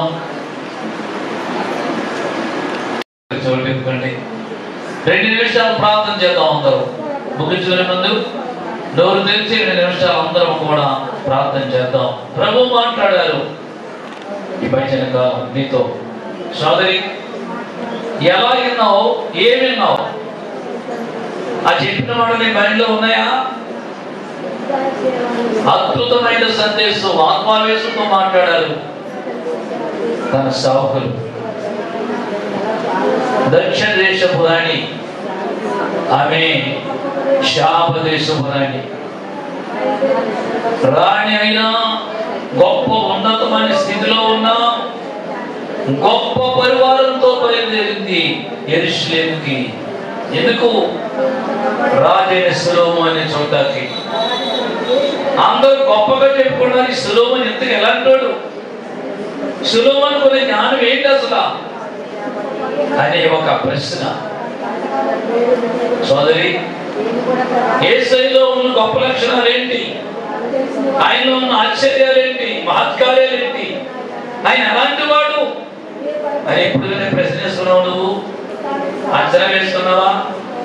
నీకున్న లోట్లు తీర్చుకోవడమే నీ పని, అంతే. ఇక అంతకంటే ఎక్కువ ఆలోచన దేవుడు. ఆయన మహిమ, ఆయన శక్తి, ఆయన అధికారంతో వచ్చిన ఆ సేవా విధానం. సూర్య దేవుడిని ఆరాధన చేసేదంట శాప దేశపురాణి. కానీ ఆయన నీతి సూర్యుడు అనే పేరు విన్నది. అబ్బా, ఎంత గొప్ప మాట! మామూలు సూర్యుడు కాదండి, నువ్వు ఆరాధన చేస్తున్న దేవుడు నీతి సూర్యుడైన యేసయ్య. మామూలు సూర్యుడు కాదు. ఈ సూర్యులందరినీ వెలిగించేది లేక నీ బ్రతుకుని వెలిగించేది ఆయనే. ఆ మనసుతో యేసు ఎదురుగా అనేకలు తీసుకురా. ఈ రాత్రి రేపు కూడా నీతో మాట్లాడతాడు. ప్రార్థనతో ప్రార్థన చేసుకుంటూ ప్రార్థనా పూర్వకంగా మరల జరిగే 3వ కూటంలో మనం పాలు పొంది దేవుని ఆశీర్వాదాలు పొందుకుందాం. ప్రార్థన చేస్తున్నాం. ప్రేమ గల తండ్రి, నీ దాసులు అభిషేక్తులు, నువ్వెన్నుకున్న నువ్వు పిలిచిన నీ దాసులు దేవుడి రాజు గారు గతించిన రాత్రి బాగా వాడుకున్నావు. ఈరోజు ఇంకా అద్భుతంగా నువ్వు వాడుకున్నావు నీ దాసుల్ని. నీ దాసులకు మంచి ఆరోగ్యం ఇవ్వండి ప్రభువా. వారు నిలబడ్డ స్పష్టంగా కాళ్ళు సహకరించవు, అయినా నీవు నిలబెట్టి నీ దాసులను వాడుకుంటున్నావు. ఆయనకి జరిగిన యాక్సిడెంట్లో కూడా స్వస్థపరిచి నిలబెట్టి నీ సేవకుడిగా వాడుకుంటున్నావు. మనసు నీ మీద ఉంటే మార్గముని ఇచ్చి ఎవరినైనా నువ్వు స్వస్థపరిచే గొప్ప దేవుడు.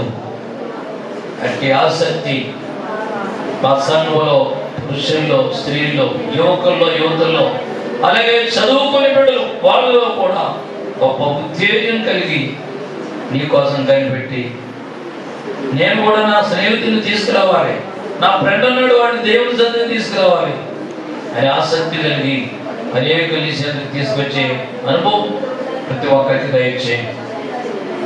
వాక్యం అందరి మనసులో ఫలించేయండి. ఈ రాత్రి దోసలు వాడుకోనండి. ఇంకా బలమైన సందేశంతో ఈ దోసలు ఈ రాత్రి జరిగే 3వ కూటంలో వాడుకోనండి. ఈరోజు స్త్రీలతో, పురుషులతో, యువకులతో, యువతులతో అనేకులతో మాట్లాడడం ఇక్కడ దుర్పేయడం కాదు.